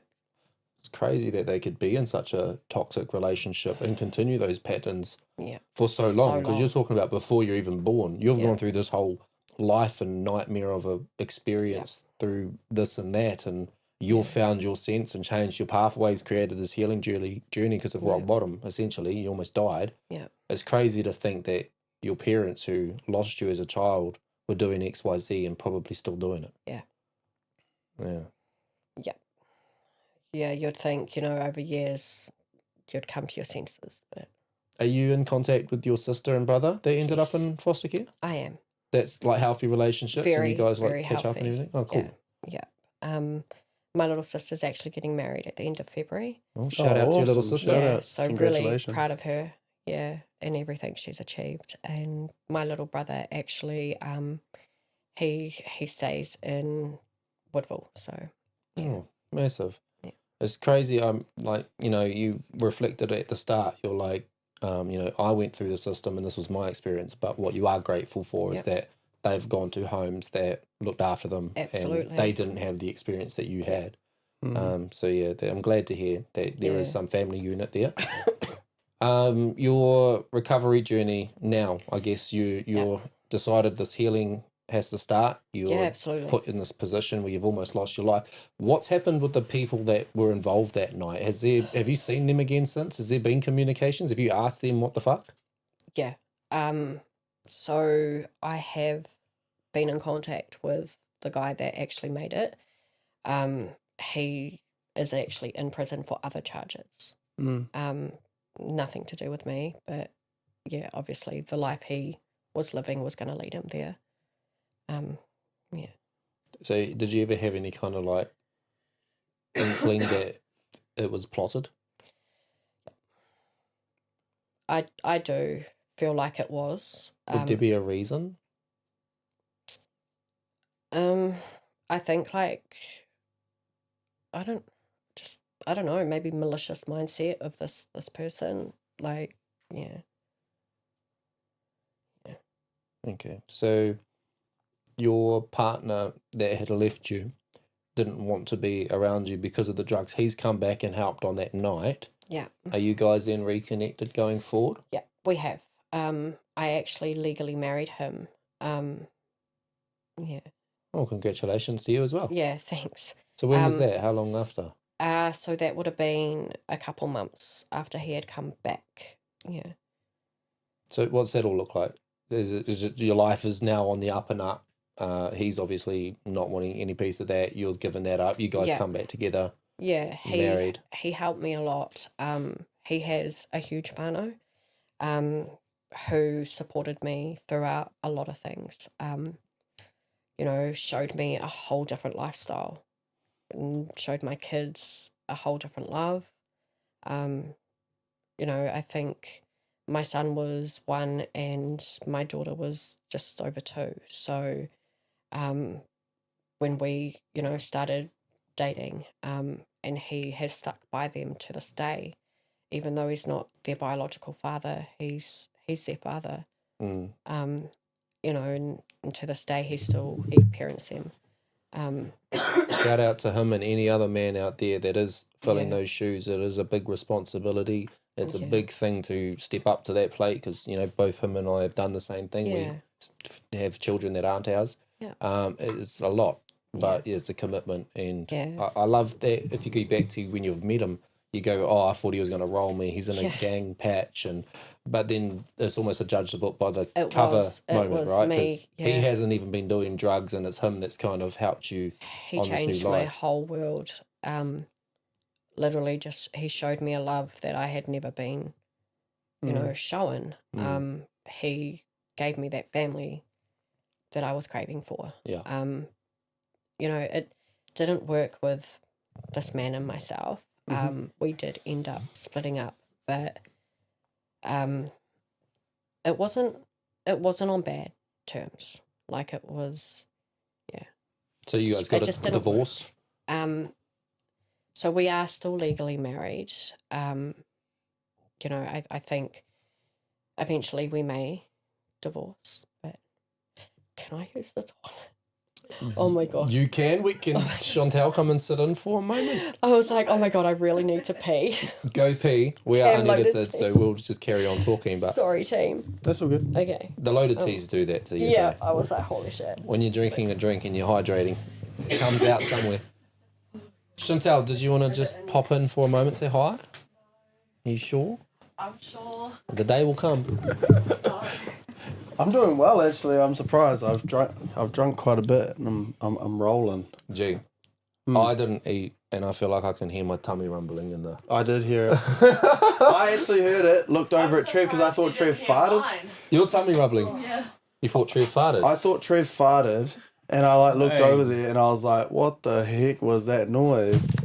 And no, and then I heard again, and then I was like, "Oh wait, it's your tummy." Yeah, looking at my banana. No, well, I might as well quickly eat that. But yeah, I mean, it's crazy. You think the story that she's already told is just crazy, eh? What a life. Oh, definitely. Probably one of the hardest ones I've heard so far, to be honest. It's actually not easy to even sit there and listen to. Again, being empathetic. It reminds me, you know, the prostitution at the age of 15 in Palmy. Last week we had the Palmy Creek catches. He was catching people exactly like that. Why was that banana so curved? It liked me. It's a semi. Isn't that the opposite? I don't know. In that Why were case- you looking at the shape of the banana No, going because- into your cousin's mouth? Okay, no, because he was holding it lower, and all you could see was just the banana go up like this, and it was right where his Hands crotch up. was. So yeah, Wait, are you? You got a sick cousins? mind. Yeah, he's my Yeah. little cousin. That's why we call him Cuzzy Trev. Yeah. Yeah. It's a family unit up in this family mess unit. HQ. It's quite handy that Because there's your a bathroom right cousin there. Shorty Mhm. has another cousin called, is it Nikita? Yep, that's my cousin too. Yep. And Nikita's dad is like obsessed. Jono. Yeah, he's Oh. obsessed with my Lotus teas. And Wow. so is his wife Amy. Yep. They worked with my mum. What? Yeah, Amy. I know John and Amy, yeah. Yeah, so they always come to my car, and then Amy's sister. Like, they're my regulars. Nice. Yeah. It's cool that you're regulars. Yeah. Hey, anybody tuned in? We've got Chantel from the Loaded Tea Bar behind the scenes, and she's contemplating should she get this machine that's going to help her can her tea so she can distribute them. So if Yeah. you think that you would want to see one of these and one of those, let us know. Could buy like 6 packs, 12 packs. Yo, that's sick. Yeah. Buy them out the fridge at the dairy. By the way, unscripted, uncensored, unedited, and unfiltered means we just talk through the bathroom breaks. Nice. No, I love that. We held it down. I ate a banana. We normally make the males wait. We've had a couple guests that go. Fuck. We've had a couple guests go. Man, I'm really busting. Can we go to talk? No, hang on. Yeah. We're I'll not be like, done. "No, I am busting too. No, I feel like we've still got quite a bit to go, so it's good to get that break in. Absolutely quite a bit to go Oh my because you still haven't got to the true love that you've Yeah. found. And so obviously you separate from this man who's your husband. Yes. It was a mutual decision and you've done it like on good terms. Yeah. Was it just different paths or different like feelings? It was. What's happened? We did grow apart. You know, I would consider him probably a really good friend of mine now. Like, we co-parent with the kids. That's a really strong and healthy. Yeah. We co-parent with the bulldogs that we purchased. So you guys have dogs together We do. and you still allow the dogs to go see each other. We do. That's Wow. cool, Yeah. as. Yeah. So I love that. how long ago did you separate? 5 years ago. Wow, so you've made this work for half a decade. Yeah. So yeah, it was about 5 years ago. So we were together for about 4 years. Yeah. Yeah. So he's been there throughout the kids' pretty much entire life. Yeah. Um, And continues to be. and yeah, all forever. Yeah. Be there. Massive. Be his. Yeah. That's their dad. Mm. He's amazing. Like, he's shown me this life. He's now friends with my current partner. Took a while, as expected, but he just didn't want me to, go down a path where it was gonna be destructive or So the man that I'm with now. Sorry, what were you gonna? I was going to say, how's that for you? Like, your ex and your At current first, partner it was being... really weird, Yeah. and I didn't like it. Like friends to the point they're hanging out outside of, or just friendly. Yeah, I think just friendly. I mean, they'd have the occasional like beer together, and they drop the kids off. They'll do the pickups and the drop offs, or That's cool. yeah, That's so it's awesome. really pretty cool. He's pretty good man. I felt like I probably had a lot of judgment, when I did go start a relationship with him.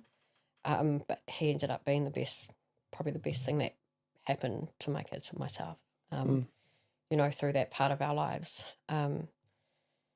I ended up meeting somebody else, and he was an alcoholic, and he's now, I think, 2 years clean. Massive. Yeah, Well, shout out to, what's his name, sir? Alec. Alex. Shout out to Alex. Yeah, he's been there, for the last 5 years, and he's helped me build, he's literally helped me build my dream. So I now run a youth centre. I obviously had to do a lot of work on myself. I studied youth development, mental health, wellbeing, and addiction. I got my tohu in level 6. Are these UCOL courses? One of them is, yeah. And yeah, I ended up doing a lot of inner healing work. And I'm still to this day, you know, there's still so much room there to improve. And yeah, like I how do I even put it? Like, I just wanted to, you know, hold a space, you know, for my younger self. And rangatahi, like myself from back in the day, like, you know, and have that little bit of hope for them, you know, that safe space for them. So we run a drop-in centre, and I actually have just launched a wahine mana uplift program. So yeah, from where I was in life to now, really proud of my, you know, my healing journey. It wasn't easy, but it was, yeah. Have you had setbacks?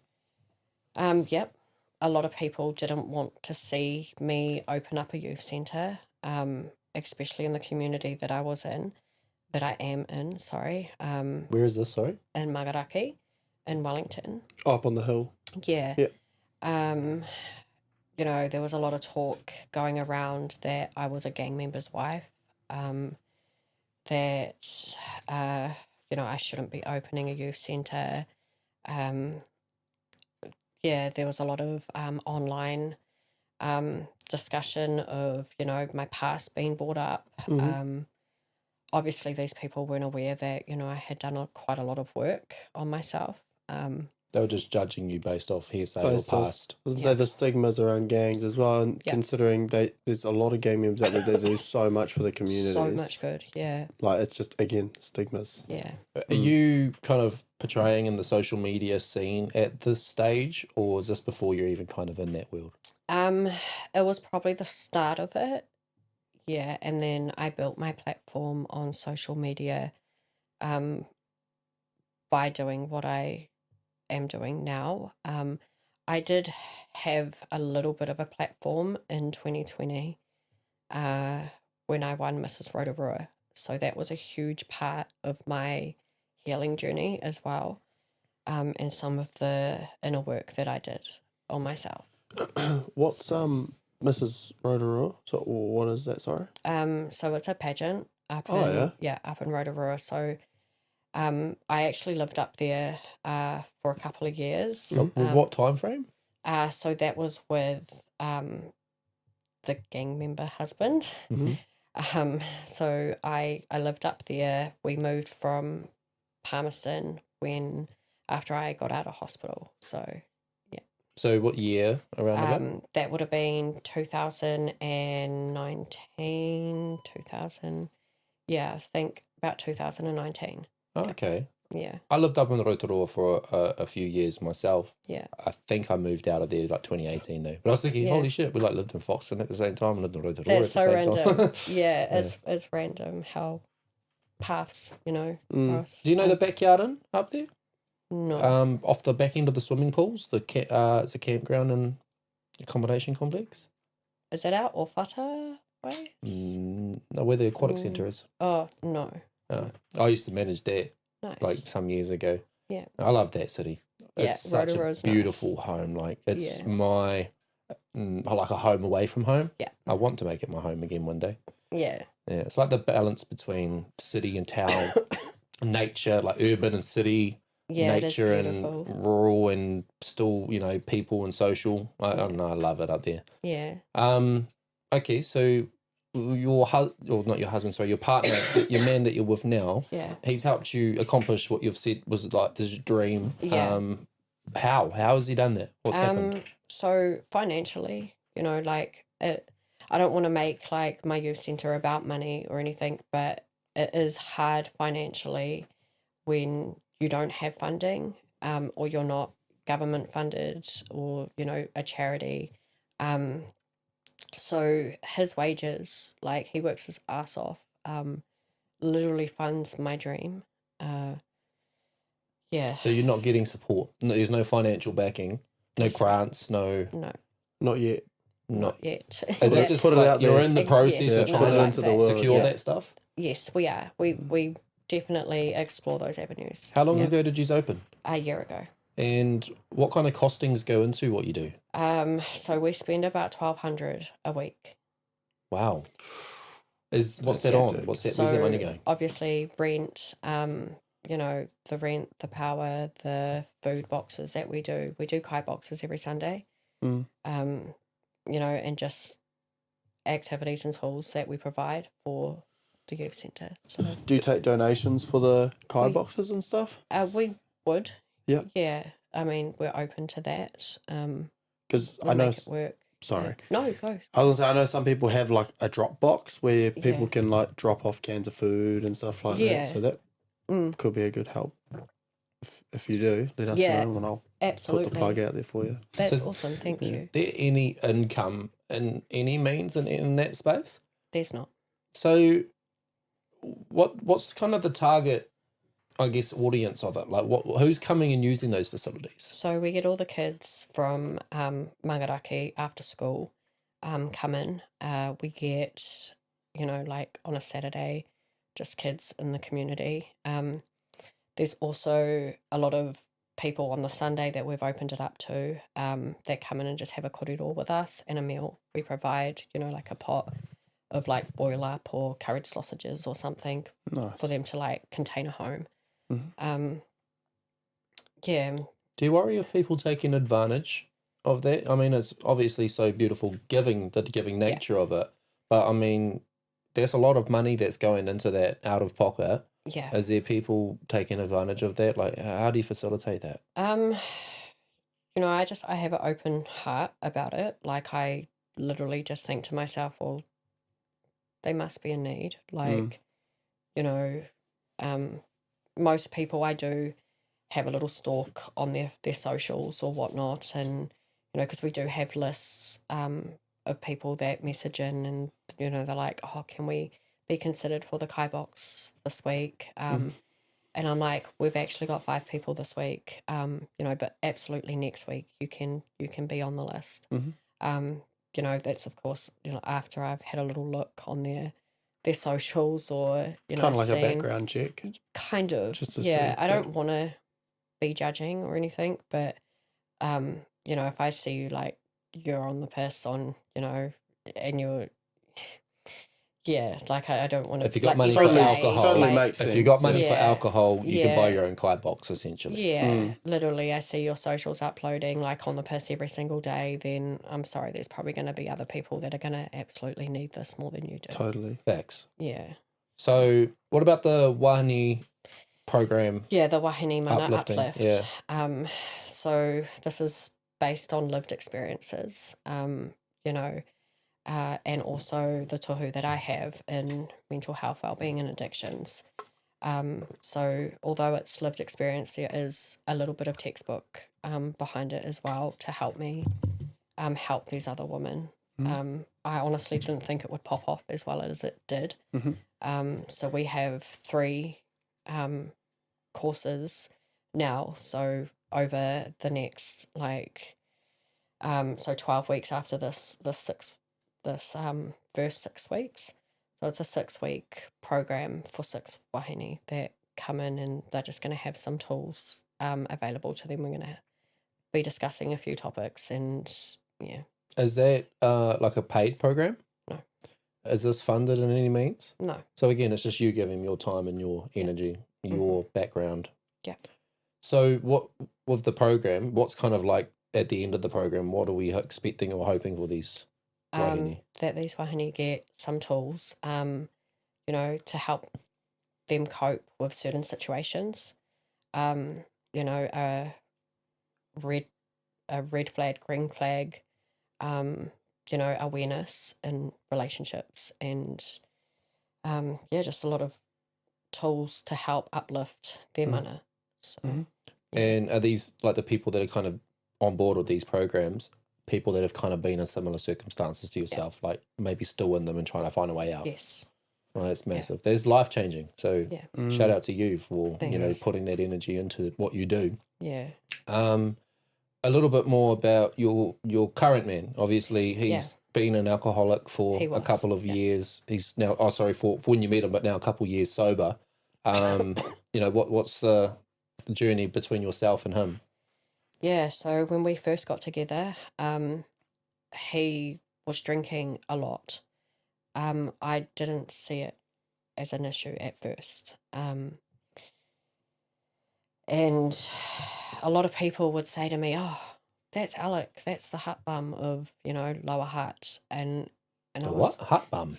Yeah, hut bum, bro. Yeah. What's a hut bum? yeah, Just one of the bros that roams around. Yeah. Smoke durries, goes to the mall. yeah, Yeah, hangs around at yeah. the bus stops. Hut bum. Hut bums, yeah. that's what he was called. Yeah, well, that's crack up. Yeah, Hut bum. I haven't heard that in like 10 years. He's from the hut. yeah, Yeah, upper hut. Yeah. yeah, Buzzing. That's crack up. Hut bum. yeah. So, he was drinking a lot. He would go to these spots, and I'm going, what the fuck? And obviously, I'm in a secure, stable, part of my life where I'm like, fuck, I don't want to be doing this. And look at you, you're a man that works hard. Because he was holding down a job too. He had been in this company for, it was 8 years last year. So he had been at his company for 3 years, I think. Oh, my math is not mathing. But, That's called We call that Ethan. Ethan maths. Ethan maths. Yeah, I'm not good with numbers. But he had been consistent at his job for a few years. So this man was a hard worker. And I looked at him like, fuck, so much more potential in life, than just going down to the fucking riverbank and drinking and these people around you taking advantage of you. Literally. And he didn't want a bar of it at first. He was like, this is my life. This is what I've been like. I obviously got to know this man and the hurt that he had gone through and everything that he had gone through, and it was not a nice life either. So I could understand the addiction side of things. I hadn't done my mental health wellbeing and addiction course by then. So I only knew an understanding from, my lived experience kind of thing, but not more deeper into it. What does a course like that teach you? A lot, a deeper understanding, tools to help others. Yeah, a lot. Is somebody maybe in active addiction going through something like that, is that going to help them within their own life? Is it designed for that, or is it designed for somebody who's now taking the steps like what you are and wanting to facilitate a program? I think both, a bit of both. Yeah. Well, what about in terms of tools? What's a massive or valuable tool that you could share? So somebody listening, has resonated with what you're talking about. What can they take away and maybe apply in their own life? Yeah, to just hold on to hope is a big thing. If you're in that mindset, don't stay stuck in that fucking ma mindset for too long. Yeah, it's something where I'd say, just I don't even know really. What's a means of being able to get yourself out of that mindset? What's out of something? that mindset. Yeah, if somebody's Yeah. stuck there, what would you kind of give them the guidance of how to get out of there? So just hold on to hope, to reach out. There's a lot of people wanting to help. It's okay to talk, and you don't need to be fucking ma about that. You can actually, just reach out and know that there are actually genuine people that want to help. So Did you use any counselling or therapy services, etc., through your healing? I did. Do you still? Yes, I do. I have to every month. I do supervision. So how's you found that in terms of your recovery journey? Very beneficial. Yeah. Yeah, I was one to not want to talk to people and share stuff, but it is helpful. it is opening up. And And doing it on a platform like this takes a lot of courage. I'm hella Very nervous. brave. I feel like I'm You're like, doing a great job. I said to my cousin out there, I was like, oh fuck, cuz I'm like scrambling my words and I'm nervous as hell. And Well, I'm you're like, doing good. I was I was saying like, to him, holy fuck, my shit. tummy's rumbling and eating this banana. So I had a Yeah. good dinner. I'm good. yeah. living it up. over there. Actually, I was a little bit nervous. I get nervous every time. Yeah. It's just who I am. Yeah. But no, you're doing a great job. Yeah, So, absolutely. I There's think no need to be nervous. We're good. recounting So you're things like awesome. this. You're really good. Thank you. Recounting, a journey such as yourself, I guarantee you there's people out there that would understand some of what you're talking about or have been Yeah. through something similar. And it takes somebody like you who has come out the other end of it to Yeah. be now on the journey that you are, where they can maybe find that hope. Yeah, There's absolutely. a natural sense of that beacon coming from you because you've gone through this and now you're here. Yeah. So I think that's powerful in itself. So your partner, 2 years sober. So what's happened now? Yeah. You've made that decision. He wasn't on board, but now he At is. first, yeah. He didn't want to lose us. Was that That's pretty threatened? much. It wasn't so much threatened, but it was put to him like, I'm sorry, babe, like I can't do this lifestyle. Like, look at what I've gone through, what I've gone through, and we have a beautiful home. We have, beautiful children. And yeah, it was a struggle for him. We got him some help and he did fucking amazing. Help isn't like rehab? Not rehab, but some counselling Mm-hmm. through his mahi. So it was funded through his company. That's awesome. Yeah, it was really, really good. And it helped a lot. Yeah. So what's changed in your lives on the other side of that? So you guys still going strong, obviously. You've We are. created this, So, youth yeah. service and you're doing a lot. Yeah. How is life for you in the modern era, like now? It's great. We've obviously been throwing a whole heap of challenges, but we don't let it, affect us. Like I know sharing my story and doing what we're doing with the youth centre and we call it a whole water centre as well. It helps others. Like they look at us like, well, if they can get out of this, then there's hope for us too. There's other people that have messaged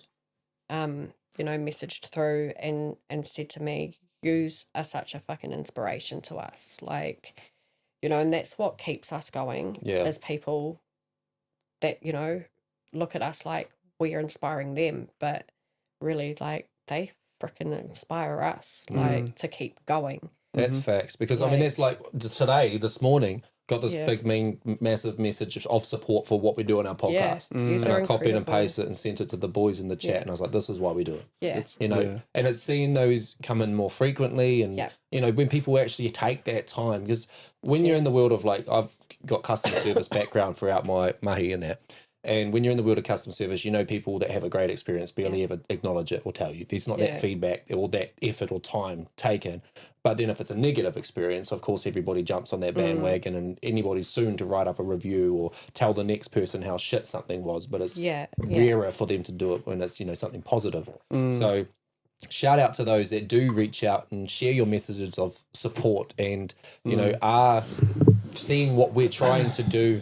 Because I feel in the sense the podcast is similar, we got this investment that we're just putting money into. We're not getting any money out of it. And, we've just got this purpose and this reason. We Yeah, want to do and something that's beneficial. beautiful. I appreciate you short notice as well. Thank Rocking up. I think we sorted this yesterday. Yeah. So yeah, short notice. You're doing a great job. I appreciate you 100%. coming through. Thanks. I did have a question. So you've had this moment where you've almost had you have had a heart attack and you've almost died. Have you had any other moment in life where you felt like maybe your life was going to end? Even just circumstances or a confrontation or whatever might happen in those? Yeah. Could you talk through some of those? Yeah, I can. So just recently, actually, I never thought I would be in a suicidal mindset. I always thought I was too solid to, go down that pathway. And to this day, I still can't even explain, like, you know, how rapidly fast that kind of occurred for me. But it did. I was in a really bad mindset a few days ago. Yeah, you Yeah, did say. about a week ago, roughly. You know, if it wasn't for my cousin pulling me out of that space, I probably wouldn't have, you know, been here today or, yeah. Were you planning something? I was. I just, yeah, I was. I was in a really dark mindset, really, really dark one. You know, I couldn't stop crying. I couldn't stop, you know, just thinking, you know, like these lies that were said about me. It was awful. It was fucking awful. You know, I don't know. Well, actually, I know there's a lot of people that are probably aware of, you know, the whole thing that went viral on social media with I have no idea. with the lick back situation. Yeah, you know, I'm in it's- his waka. Yeah. Like, Yeah. I personally don't know, so I'm going to let Yeah. you tell us. No worries. But all I've seen is just shit on social media. Yeah. But that's all I've been seeing. Do you know what I Yeah. mean? I feel like that's what our social media timeline has been like for the And last it's awful, fucking that 6 months. algorithm. I know. See, all Yeah. I saw about that thing was that it was happening. I didn't even know it had happened yet. I thought it was just about to happen. So, Yeah. but see, I try to tune out of all the social media drama because that's all it is. Yeah. From every single influencer that I see, It's they've got to yeah. be chiming into everybody else's bullshit as well. Yeah. I just literally remove them all. And every yeah, single one. exactly what we just Yeah. did the same thing. We 'Cause just it's did the just- exact same thing. Because it's just Yeah. tearing each other down. Like, we're is. not, again, influencers, content creators, we shouldn't be out there trying to make other people look bad. Like, Yeah. if someone's going to look bad, just leave it up to them. Let Yeah. themselves make them look bad. I don't think that people Yeah. should be, like, trying to take the piss out of them to make their page blow up. Yeah. Like, I'm fucking That's- so yeah. stupid to see. I hate it. I Yeah, hate me seeing too. it. Maddie being J Muck's ex. Yeah. My wife told me a lick back is when you go and get your lick back. That's how she said it. So, do you want to That elaborate? makes no sense to me at all. Makes no sense. I don't understand what that means. What is getting your lick back? To be honest, I have no idea. I don't know. To me, it was just an event. Okay. So, yeah. Hosted by Maddie. Yes. And who's at this event? Herself and a few New Zealand influencers. Who? So there was a few beautiful people there. Sagisis, she was one of them. Beautiful. Shout out Sagisis. Absolutely beautiful person. Her partner Muzi. There was a girl called Hale. I only just started recently following her.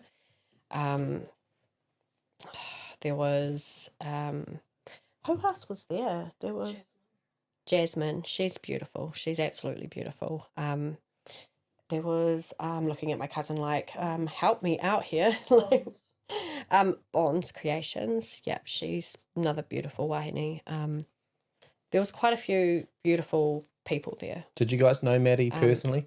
No, so I actually went over to her second, I think, event. Oh, she had a over in- few. I think she's had 1, 2, 3. Yeah, so she's had 3, I think. Was there one on a boat? Yes. Because there's some chicks that I went to school with, and I'm sure I seen them put up a story and they were with her on a boat, and I Yeah. was like, what the fuck? in the Gold Coast. Oh, I'm not sure where, but yeah. Yeah, so that's the one that I actually flew over to. Ah. Are you getting like invited to this? Like, how does she know who you are? How does that work? So social media. Hmm. So we didn't know each other personally. Mm-hmm. No. I flew over. I looked up to her. I thought she was a very beautiful person. Does you she know. invite you though? It was open to the public. Oh, really? Yeah. So tickets went up for sale. I purchased a ticket.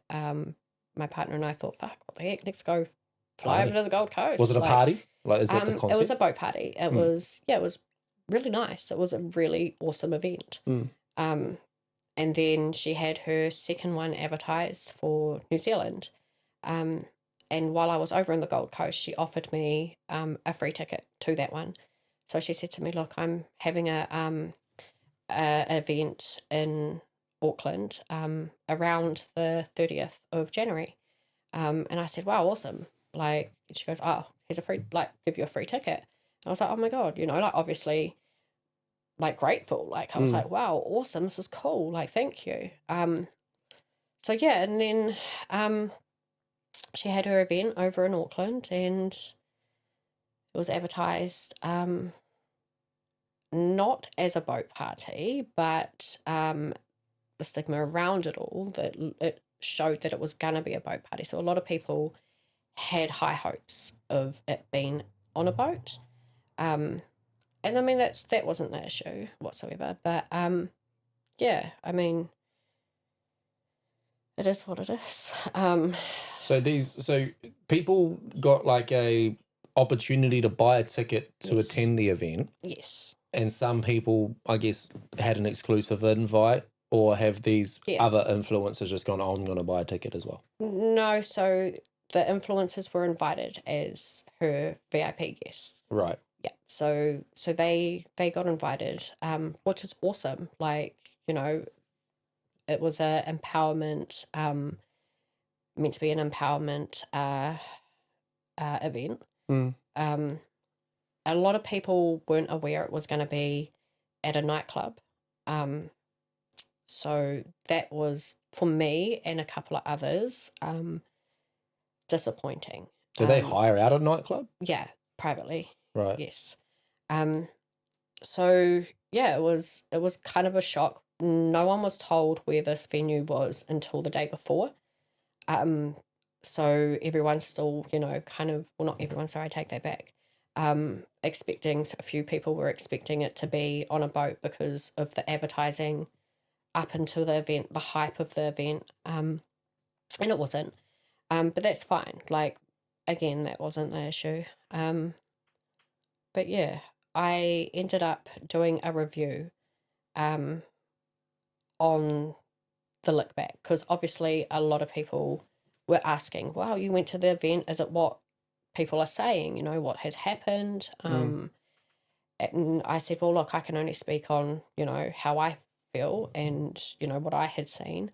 So I shared that, and there wasn't just myself that shared a similar experience. There was about 4 other people as well. And then one of her close friends actually screen shared, or was it screen recorded, I think, a part of my live, and blasted me all over her socials saying that I was a liar and that this certain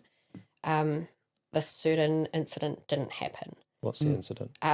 A girl coming up to my cousin and myself saying that we look like someone that knows how to get a bag of drugs. Right. And I don't care if you're going to do drugs, like, you know, do that. But why are you asking me because you think I look like a person that Were they does trying that? to sell it to you or buy it or get some No, off they you? were just trying to get some, but they said it was because I looked like somebody that knows where to get it. So of course, you know, it triggered me a little bit, and I just wanted to know why. I said to her, I was like, well, why? Why do you think that I look like that person that knows how to get that? And she was like, oh, fuck, who cares? Like, fucking, do you know where to get a bag or not? And I was like, whoa, like, calm down. Like, I'm asking you why you think I look like that sort of person. Didn't get an answer anyway, but it got blown way out of proportion. Madi, Hale's friend, ended up blasting me all over her social media saying that that specific incident did not happen.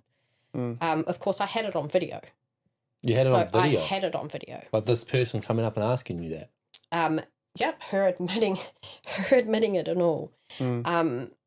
So I obviously replied back. And am I proud of how I handled it? No, I'm not. I should have not handled it the way I did. But I think a part of me was like, well, why the fuck are you blasting me on your platform of about 30,000 people, you know, calling me a liar? Like, I'm not lying about this. This has fucking happened. So then that infuriated them, because obviously it exposed that this shit happened and they condoned it. I just want to sorry, it was supposed to be an empowerment thing. What's happening at the nightclub that's empowering? Fucking nothing. I was thinking maybe just because they were inviting the influencers there, and then these Yeah. other people get to go there and meet these influencers that they probably follow and stuff. It's probably Yeah, and I think that is correct. Mm. Was there anything else going on before the night part? Like, Or is it just a piss up? It was literally just a piss up, but there was, I must say though, that there was a couple of social media influencers that were actually really beautiful, that actually did interact and mingle. I can imagine that was probably the goal though, Yeah. wasn't it? But then again, you're either going on this boat or to a nightclub. Yeah. what's Goal is to get empowering? pissed. Yeah, but this one thing sticks out for me. This hapu mama, she was sitting there by herself. My cousin and I ended up inviting her over, and we said to her, we're like, "Are you okay, babe?" And she's like, "I didn't think we'd be sitting here at a nightclub. Like, you know, I tried to talk to Maddie, but she's just ignored me and walked off." And I was like, "What the fuck?"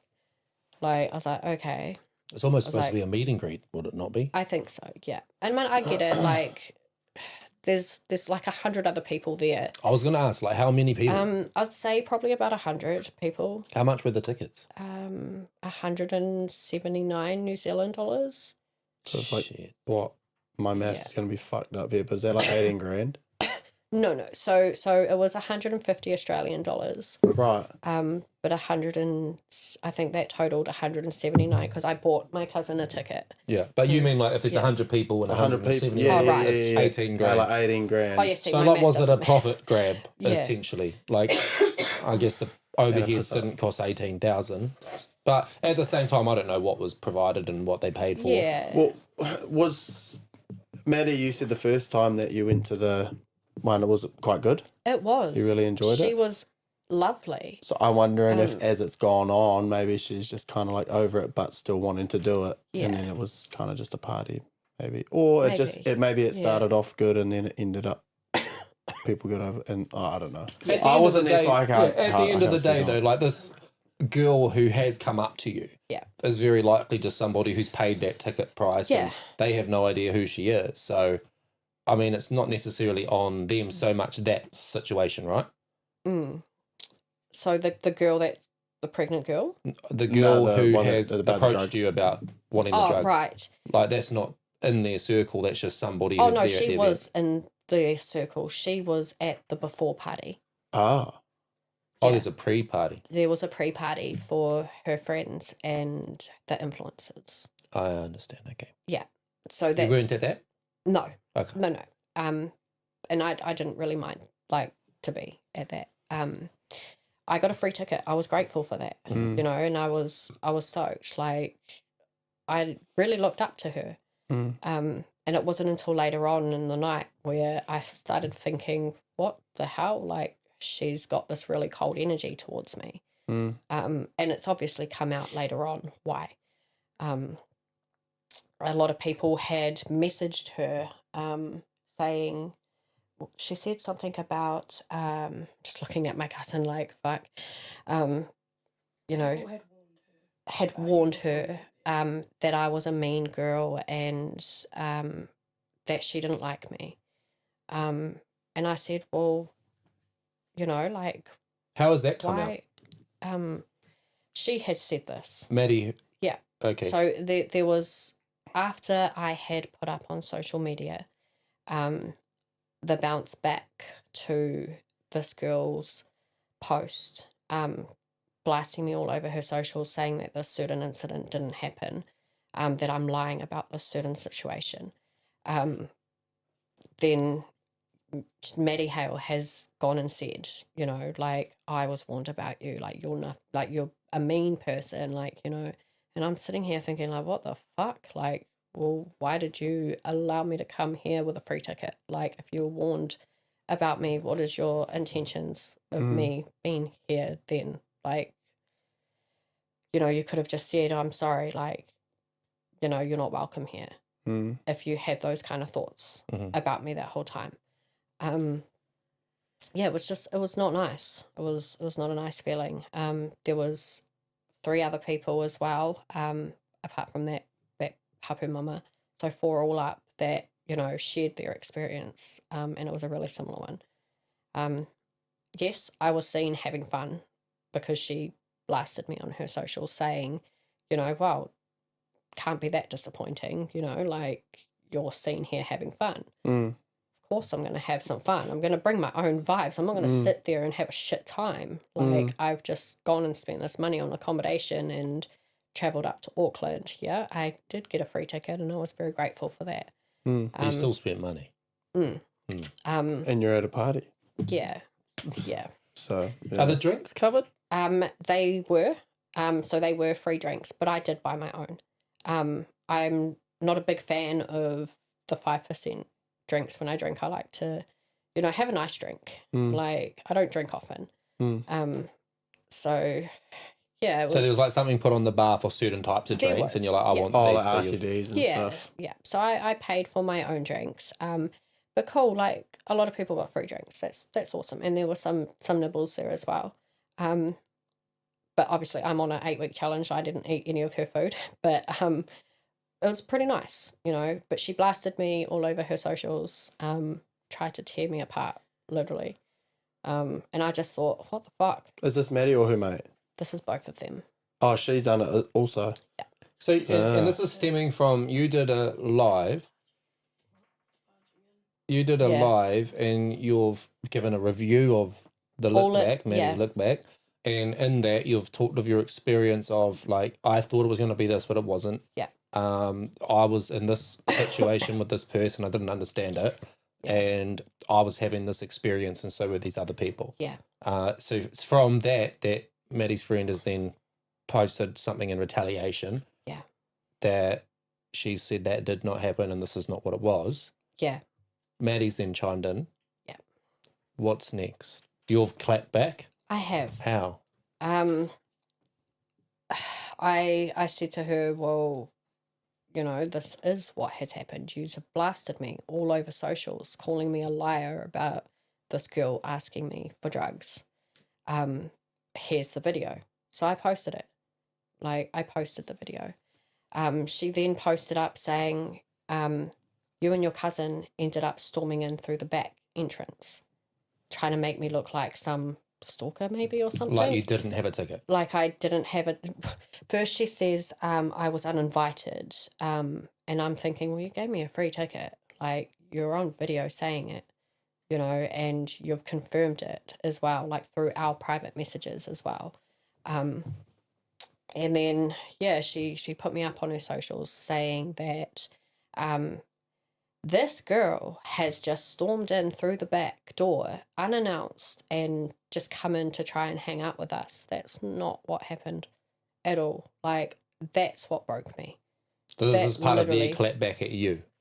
Yeah. Like she said this after the fact. Yeah. So she didn't address that situation then or at any part of the night. Like, you know, we actually were lost. So the event was meant to start at 1:00. There's a back entrance. We asked, so along the waterfront, we asked a bouncer, I think 2 or 3 places down from where we were meant to be going. And we said, hey, do you know where this bar is? And he said, yeah, I'll take you there because you'll get lost. You'll just walk right past it. It's downstairs. So I was like, oh, awesome. Thank you. You know, it's this time it's like 1:15 and we're going, oh, fuck, we're 15 minutes late. Like, are we going to be boarding a boat? Because that's the impression that we had. You know, we're meeting at this venue here. And maybe we're going to be boarding on a boat after that. Not that the boat was a fucking issue. Like, we didn't really care. But, yeah, we get there anyway and he walks us in. And a security from their end says to us, are you working here? And says to the guy that, because obviously they know each other, the security, you know, he's working at a club 2 or 3 places down. And then he's like, no, mate, just bringing, you know, these 2 in. They were all lined up at the bar and they heard that. So why the fuck lie about that? You know, that's what I don't understand. Like, don't fucking lie about that. You want to make out like I've just made my way in, like, unannounced. no. Mm. Like, you know, we were lost. It sounds like from what you've said as well, you've got receipts on everything to I say. did. Yeah. The only bounce back receipt she had of me was having fun at this place. Mm. And yeah, I did. I didn't not have fun. I never once said that I didn't have fun. Like, I just said it was disappointing and that she carried some really mean energy that night. Did you have any interaction or engagement with her at all that I night? did. How was that? So at the start and at the end. And was it negative, positive? No, it was positive. You know, I thanked her. She was giving out gift bags of what businesses had donated to her to give out to people that bought tickets. You know, and of course I'm not gonna not be grateful. That's just shit. Mm. So I said thank you, like, you know, hugged her and, you know, got my free goodie bag. And I was genuinely grateful. And then she's posted me up saying, you know, I got you, bitch. Like, and I'm just thinking, what the fuck? Like, yeah, I mean, I did bite back a few times throughout, you know, that whole situation, because I was like, you're fucking calling me a liar and I'm not one. You're defending Like, yourself. you know, literally. I shouldn't have gone the way I did about things. Like, I should have been more professional, you know, and it got to me. That's what got to me. I let myself have that weak moment, and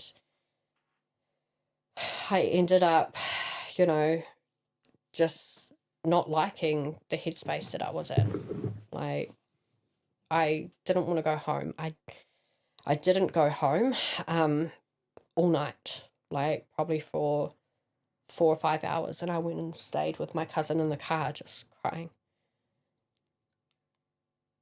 I was in a really suicidal space, and I didn't actually realize that I would ever be in some kind of space like that. Like, literally, like, I thought, fuck, everything that I've been through. Sorry. You It's didn't all have good. to You can take a apologise. minute. You know, everything that I've been through, this is fucking nothing. Like, why the fuck am I feeling like this? I was actually going to say, like, compared to what you've been Yeah. through in life, this is Yeah. what you'd think wouldn't be the No. tipping point. Yep, and it was. It was literally to have somebody that I looked up to, you know, thinking, fuck, this woman, you know, like, why are you being such a cunt towards me? Like, you know, like, I haven't been a cunt to you. Like, you know, you had this whole mindset from the start of this event, and it's come out, you've admitted this. Like, your intuition doesn't lie. Like, you know, I knew that night something was fucking off. Like, I was like, why is she being such a cunt? Mm. It's crazy to think what you're saying. You were inspired by her, and Yeah. you've gone and gone to the Gold Coast, Yeah, paid your own way, yeah, in a sense, almost just to meet this person, and then Yeah. you've ended up in this. Well, you did it again. Situation. You flew to Auckland. Yeah. yeah, we did. Oh. We did. Mm. So, I mean, how does that feel? This person, I guess you were inspired by. This is, you know, the resulting of it. Like, how is that kind of sat with you? It was crushing. Like, it really was. If she's posting something, her fan base would probably, or following, would be jumping on that bandwagon. So I'm imagining that you're getting a lot of Fuck, mate. caca from them. I got death threats, Yeah. like, literally, like, people saying to me, like, you know, you wait, like, we're gonna bash you and your kids, like, the fuck? Like, it was awful. Like, it was my breaking point.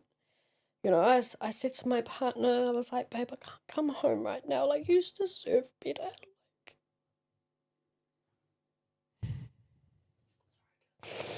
And this was just how long ago? Like, a few days ago. So this is all still ongoing and raw as it is right now. Has that settled? It has. I got some help that night. You know, and then I sat with my cousin for, it was a long time. Like, and I said to my partner, I was like, I can't come home. Like, you know, She's like, you need to fucking come home. Like, so I did, and then, yeah, it's just, yeah, it was fucked. It was a really fucked mindset. And I still, to this day, can't even really, think, I can't even explain it properly. Like, I never thought I'd be in that kind of mindset, ever. Like,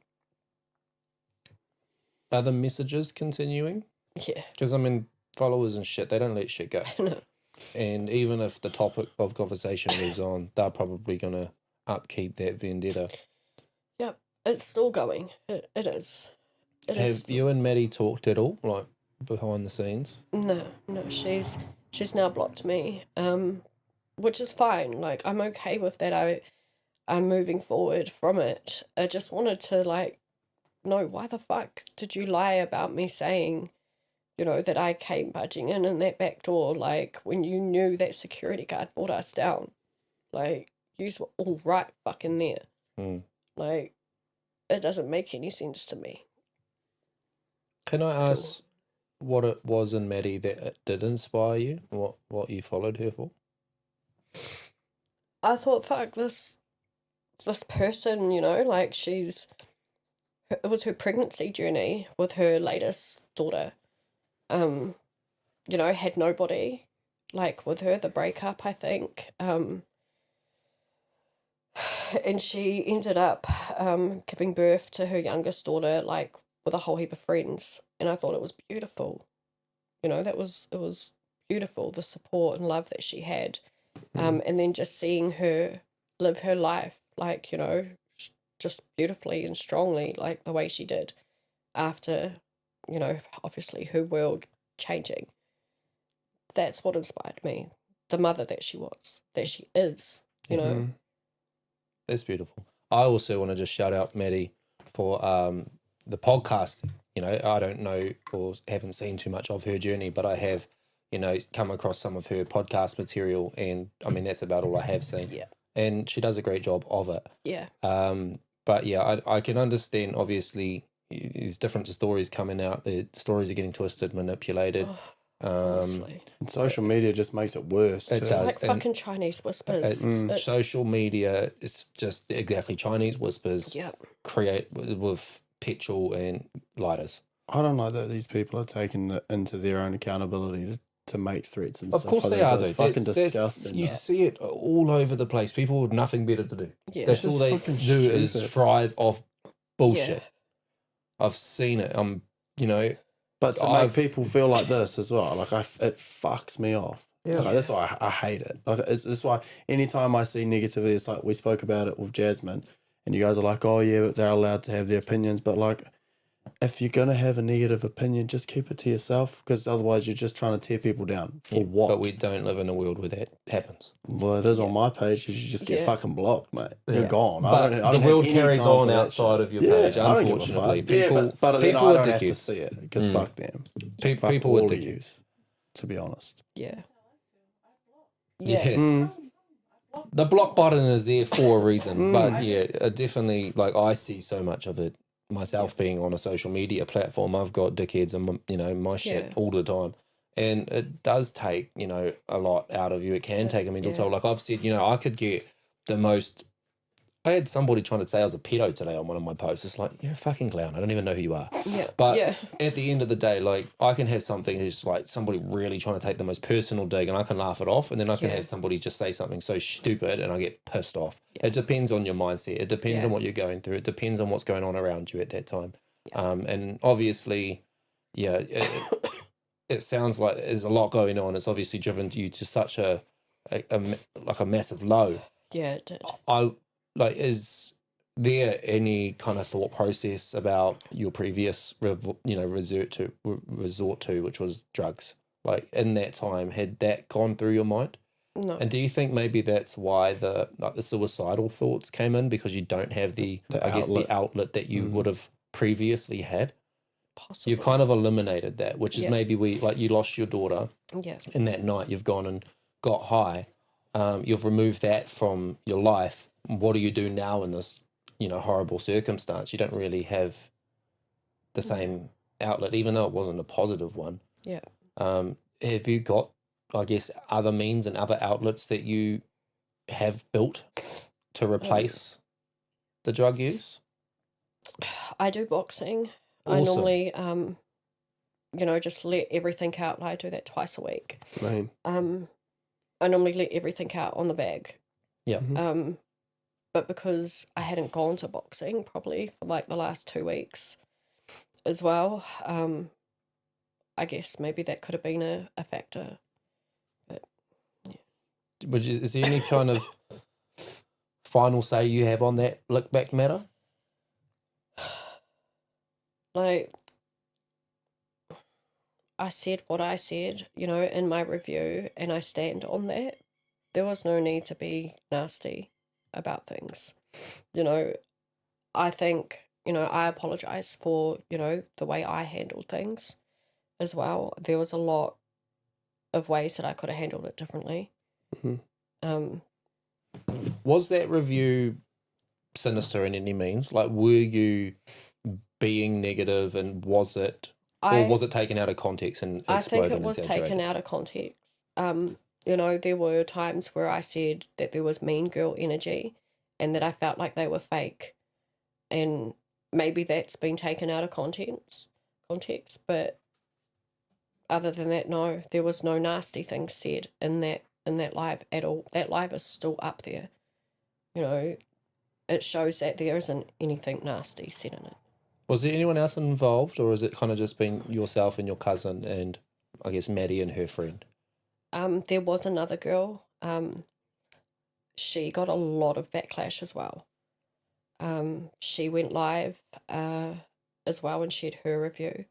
The two others that spoke up wanted to remain anonymous because they obviously saw what this lady went through and myself went through. Who was the other girl? Bonds. And was that her saying, like, this is what my experience was as well? And what backlash did she get? Was that from the same people? Yeah. Yeah. Oh. It was from Madi as mainly. You'd almost think, why can't, if that's somebody's experience, I mean, you can't... Respect their experience. You can't... It's just like what we just said, everyone's got an opinion, even if it is negative. Yep. I guess if that's how you felt, yeah. Who is it, how is it anyone else's place to say otherwise? What's wrong with saying, like, I'm sorry that you ladies felt like that? There's nothing wrong with saying that. Like, nothing wrong with just taking that on the chin and just being like, well, I'm sorry that you lot felt like that. But, a lot of other people had a great time.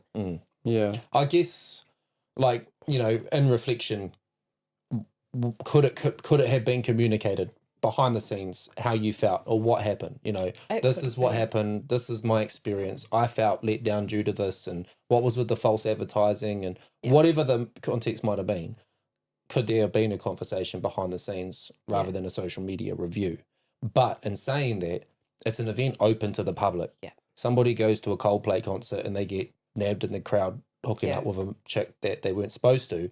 They've got every right to go and leave a bad review and say, hey, why the fuck did they shoot a camera at me or whatever? You shouldn't have been doing that anyway. 100%. Of course, I grabbed that situation, but I'm saying, like, they are still within their right to go, hey, I didn't have a good time at this Coldplay concert because I just got nabbed cheating and having an affair.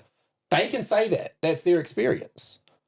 So when you open an event to the public, I guess the public have the right to review it. Yeah. Essentially. But I guess with a personal relationship, in a sense, forming and you having, a free ticket and a personal invite, I can see from maybe Maddie's standpoint of, hey, like, if you didn't have a good time, why don't you just talk to me about it?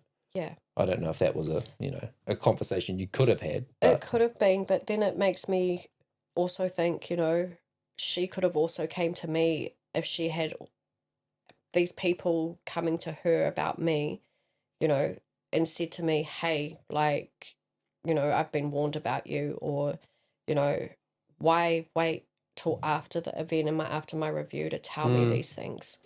You know, like that whole mindset that you had about me, just, it doesn't make any sense. Like it's only come out because of the review. Yeah. Have you had supporters, like, in the online world, the social media world? Yeah, a lot. which I'm so grateful for. You know, those ones that have actually stood by me through this. I had a lot of influencers pull out of my boat party, which is on Sunday, because of this drama. I respect their decisions. You know, they want to protect their image and their businesses. Don't want to be caught up in this drama. There's no drama at my end. You know, none at all. But I think maybe they feel some type of way to respect Madi not to be there. And that's fine. I respect that. You know, I'm so grateful for the ones that have actually stood by me through all this and still going to be attending on Sunday. So is this just inspired by what Maddie's done? You've gone to her boat party and you're like, let's put on a boat No. party? No. What's So the I concept there? actually hosted my first boat party well before she did hers. Last year, I hosted a boat party with a couple of influencers that attended in Wellington. Was Jade at that? Yes. Oh, I think I've seen some of the clip of you guys going in the circle.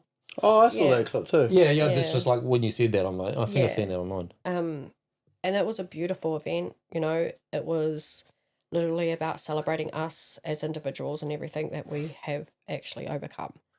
And if I had any bad feedback from that, I would have taken that. You know, like literally hosting an event is not easy. So I facts. understand. Like, I understand that.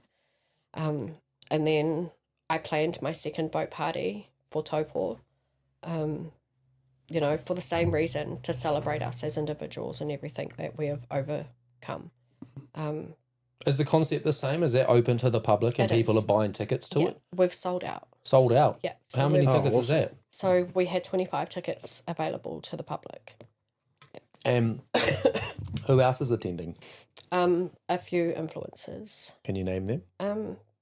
Yeah, I can. I want it to be a surprise, so. This doesn't come out till Oh, it Sunday. doesn't come Sunday night. Cool, Yeah. awesome. Yeah. So when No, people watch this, they'll be yay. saying, oh, they Yeah. went. Yes. Yeah, so who is it? So we've got Level Up with C. She's incredible. She's very inspiring. We've got Maxine Pudu. She's amazing. Her story's so powerful. We've got Jessica Jade. She's another Yeah, I've seen that influencer. page. Yeah. And yeah, with I class my cousin is someone very inspiring. You know, she's going to be there. And then we've got a whole heap of beautiful people that, you know, have just been so supportive and have purchased tickets and want to celebrate themselves. So You is know, I this think that's beautiful. marketed as a party, or is there some kind of empowerment aspect to this as well? It's marketed as a boat party, an empowerment event So what's the empowering aspect of your event? of my event. To be able to stand there and look back at everything that we've overcome, you know, and stand there and celebrate that moment. So Is there like, I guess, you know, when you bring a bunch of content creators together, is there a concept to then do content together at that event? Like, is that something that is kind of a planned aspect to it? I don't believe so. Like, I mean, I think, like, I mean, everyone's free to do their content there, like, absolutely. But I think that's more them wanting to take the time to celebrate themselves. So yeah, Massive. Well, I hope it all goes well for you. yeah. I'm going camping this weekend, and I bro, love that. you're coming, and we're having a beersy together. But also, check the weather, and it's not looking the best. Looks like showers and shit all weekend. Oh no. So I hope your weather looks okay in Taupō. Hopefully, yeah. I'm not coming then. I'll have beersies by myself. Yeah. I hope it's not shit. I hope Because it's I have not. to go through, you know how my kids suck at travelling, especially Layla. So do mine. She gets car sick. And we drove up to Napier like 2 weeks ago and she got car sick. Oh, So I'm like, then I'm going to drive all the way up there, car sick, rain. shit weather, tent, drive home because it's too wet, sick in the car again probably. And go, oh, I spent all this money on a campsite and I just got 2 times spew and wet. Yeah. So hope you're looking forward to this weekend. So what else is next for you, Anita, other than the boat party? Just staying focused, you know, staying focused and launching on March the 1st, this first the Wahine Mana uplift program. So Is that all in person? Like, is that like kind of It in is. a program just facilitated at like a it's facilitated at my centre, the Okay. Manawairua Centre. what, every day of the week or? No, just Sundays. Okay. Yeah. So for how long? 1 hour. For 18 or 12 weeks or something? 8 weeks? For 6. First at For 6 6. weeks. Yeah. Okay, for well, 6. I hope that goes well for you. Thank you. Be awesome to see what comes next in your journey as well. And obviously, you share your journey online. Yeah. I do. How can people follow you? Anita Tamaka on Facebook. Is it your only platform? It is. You're going to branch out? I do have Instagram linked to my Facebook, but I don't. Mine too. Use it. I I do just the post same there thing. automatically. It just- eh? yeah. I never go. I Bro, never use Insta, and neither. people are like message me back on Insta, and I'm going, oh fuck, and there's like this pile of messages from people, and I'm so sorry, I don't use Insta. yeah, I Anita just literally- posts it straight there. But I do the same TikTok thing. the same, like because I for the podcast platform, I Yeah. can use our editing program that we pay for to distribute to all the socials at once. Yeah. So even TikTok, like I don't touch it, then I open it and it's like, holy shit, there's like I'm not going through 100 Yeah. notifications. Yeah. So yeah, I know what you mean. It gets a bit too much. Eh? You overconsume. Did you have any questions at all, Kazi DJ TJ? Nah, not really. Yeah. Very insightful. Hold on, what were you guys just talking about before? Well, like right there. Social media. Oh yes. Yeah, no, I unlinked my Instagram to my Facebook. Unlinked. Yeah. Why? Well, I don't. Yeah. You don't My use it. Instagram mainly just has me and my partner in it, Oh right, you've and I kind don't of really want separated to it. throw Official. random Yeah. shit in. Yeah. All good. Facts. Fair enough. Brother E, any questions? I don't have any questions, but I just want to say I'm sorry for the things that you're going through and you have been through in the past. And I hope that things slowly start to come back or fastly come back Yeah. to normal. And I hope that all those Fastly. people out there fuck off. Yeah. Thank you. That's all I have to say. And thank you for being so open and vulnerable for us. So, yeah. Facts. Did you have any questions for us at all, Anita? No, I'm just really grateful to have this opportunity. Thank you. The last Thank minute as like yesterday. So thank Yeah. you. I want to just end it on a question that we ask everybody. And what's your thoughts of the Making a Statement podcast? I think it's beautiful what you guys are doing, you know, being able to have people share their stories, giving other people hope, you know, hearing other people's stories. It's beautiful what you guys are doing. Thank you. Thank yeah, you. I think there's a healing aspect to sharing your own story. Obviously, sitting in that seat, you've allowed yourself to go and revisit some very traumatic times. So I do hope that you're okay. Obviously, Yeah. heading home with a lovely Yeah. group of people. Shout out to the cousin Chantel. But it's also very healing for the people that are listening and can resonate. You know, Yeah. people. I've had even close friends reach out and be like, "Holy shit!" Like that last podcast that you just did with this person made me see things differently, made Yeah. me realize what I went through or whatever it might have been. So I think that's kind of what we do it for. So if you are tuned in, once again, make sure to hit the subscribe button, like, thumbs up, hit the comment section, and go check out our other episodes. This is episode 24, meaning there's 23 other ones. Anita, thank you for coming through. We do appreciate you joining us and hotboxing in this room because it is hot. I've got Yeah. sweat going down my back. But we end on a what are you grateful for? Yeah. So That's awesome. it must be quite hard, obviously, because I say, you know, for the week that's been, and you've been through a lot in the last week. But if you had to say, you know, what you are grateful for in that week, and I think you kind of already said your cousin. You said that in the middle of everything. Yeah. But yeah, what are you grateful for? My family, those that have actually stuck by me, you know, through all this mess, and the ones that actually know me, like for me and what I do in the community as well. That's what I'm grateful for. Those people that actually know me Beautiful. and stood by me. Cuzzy Awesome. DJ TJ.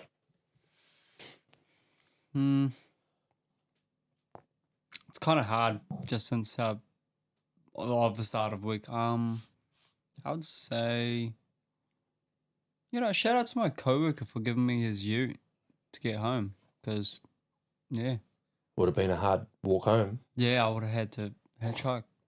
That wouldn't have been I fun. could have picked you up on the way home. Right? You're already probably home. Yeah, I was. Brother E, what are you grateful for? Oh, I'm going to say I'm grateful for Big Dave. One of the bros I met at the wedding. He's a fan of the podcast. Oh, actual. Yeah. Shout We out bumped Big into Dave. Dave. Yeah, and he came up. I was just sitting there talking to my mum. And I'd seen him before, but I didn't really know who he was. and he came up, "Hey man, I love your podcast, da da da da, this and that." And we sat there and had a good conversation. He's saying how he takes a lot away from it as well. So it's kind of like that message that we got this morning. It's like really nice to hear that people are listening and taking a lot of positivity away from it, which is, again, what I said before. I'd rather see people using their platforms for positive energy. I don't fuck with anything negative. I don't dive into any of it. Anything that's around me, it's gone. I don't care. Like, so it's nice to hear that people are taking away a positive message from what we're doing. And sitting through for like 2+ hours Yeah. every single week. Exactly. And I just want to sincerely apologize as well, because our last podcast, we try to do Sunday 8 o'clock every single week. And our last podcast dropped on Monday morning because it wasn't finished uploading to YouTube. I went on a camping trip. I edited the podcast at the campsite. I had no internet, but I still fucking had to, even though I'm away and trying to enjoy myself, I'm still having to do the mahi. So Saturday I was up all day doing the podcast edits, and then Kazi DJ TJ didn't send me his video files, and so there was a knock-on chain reaction of effects that came, which was a delayed podcast. But thank you all for those that tuned in. If you haven't seen it yet, it's with Connor Bevins, the Palmy North creep catcher, and he shared a very long and strong story as well. So thank you anybody that is tuned in. We appreciate you listening. If you've made it this far, you're a trooper. Appreciate you all, and I hope you all stay tuned, because we're just going to keep going each week. And if you are maybe somebody that wants to share your story, or somebody whose story should be shared, please reach out to us. You can email podcast@makingastatement.co.nz, or you can just DM us. And speaking that, makingastatement.co.nz, you can go and get our merch.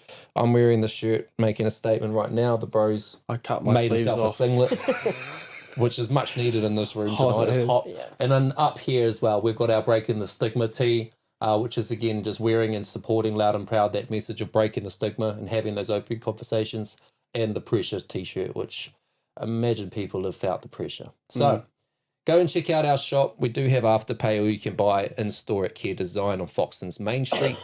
Outside of that, Anita, it's been awesome having you on with us again. Thank you again for last Thank minute you. taking up this opportunity. Is there anything final that you want to say before we close off? Just don't lose hope. If anyone's in a dark mindset, don't lose hope. There's, a brighter future. Just be great. You're living proof. Yeah. Massive. Thank you all for tuning in to the Making a Statement podcast. That's me, Brother E. Bye. I'm Ethan. Gonna happen as firefighter, ain't nobody putting it down. I'm holding it down, no common grounds. And making a statement is the way to claim that you're running the town.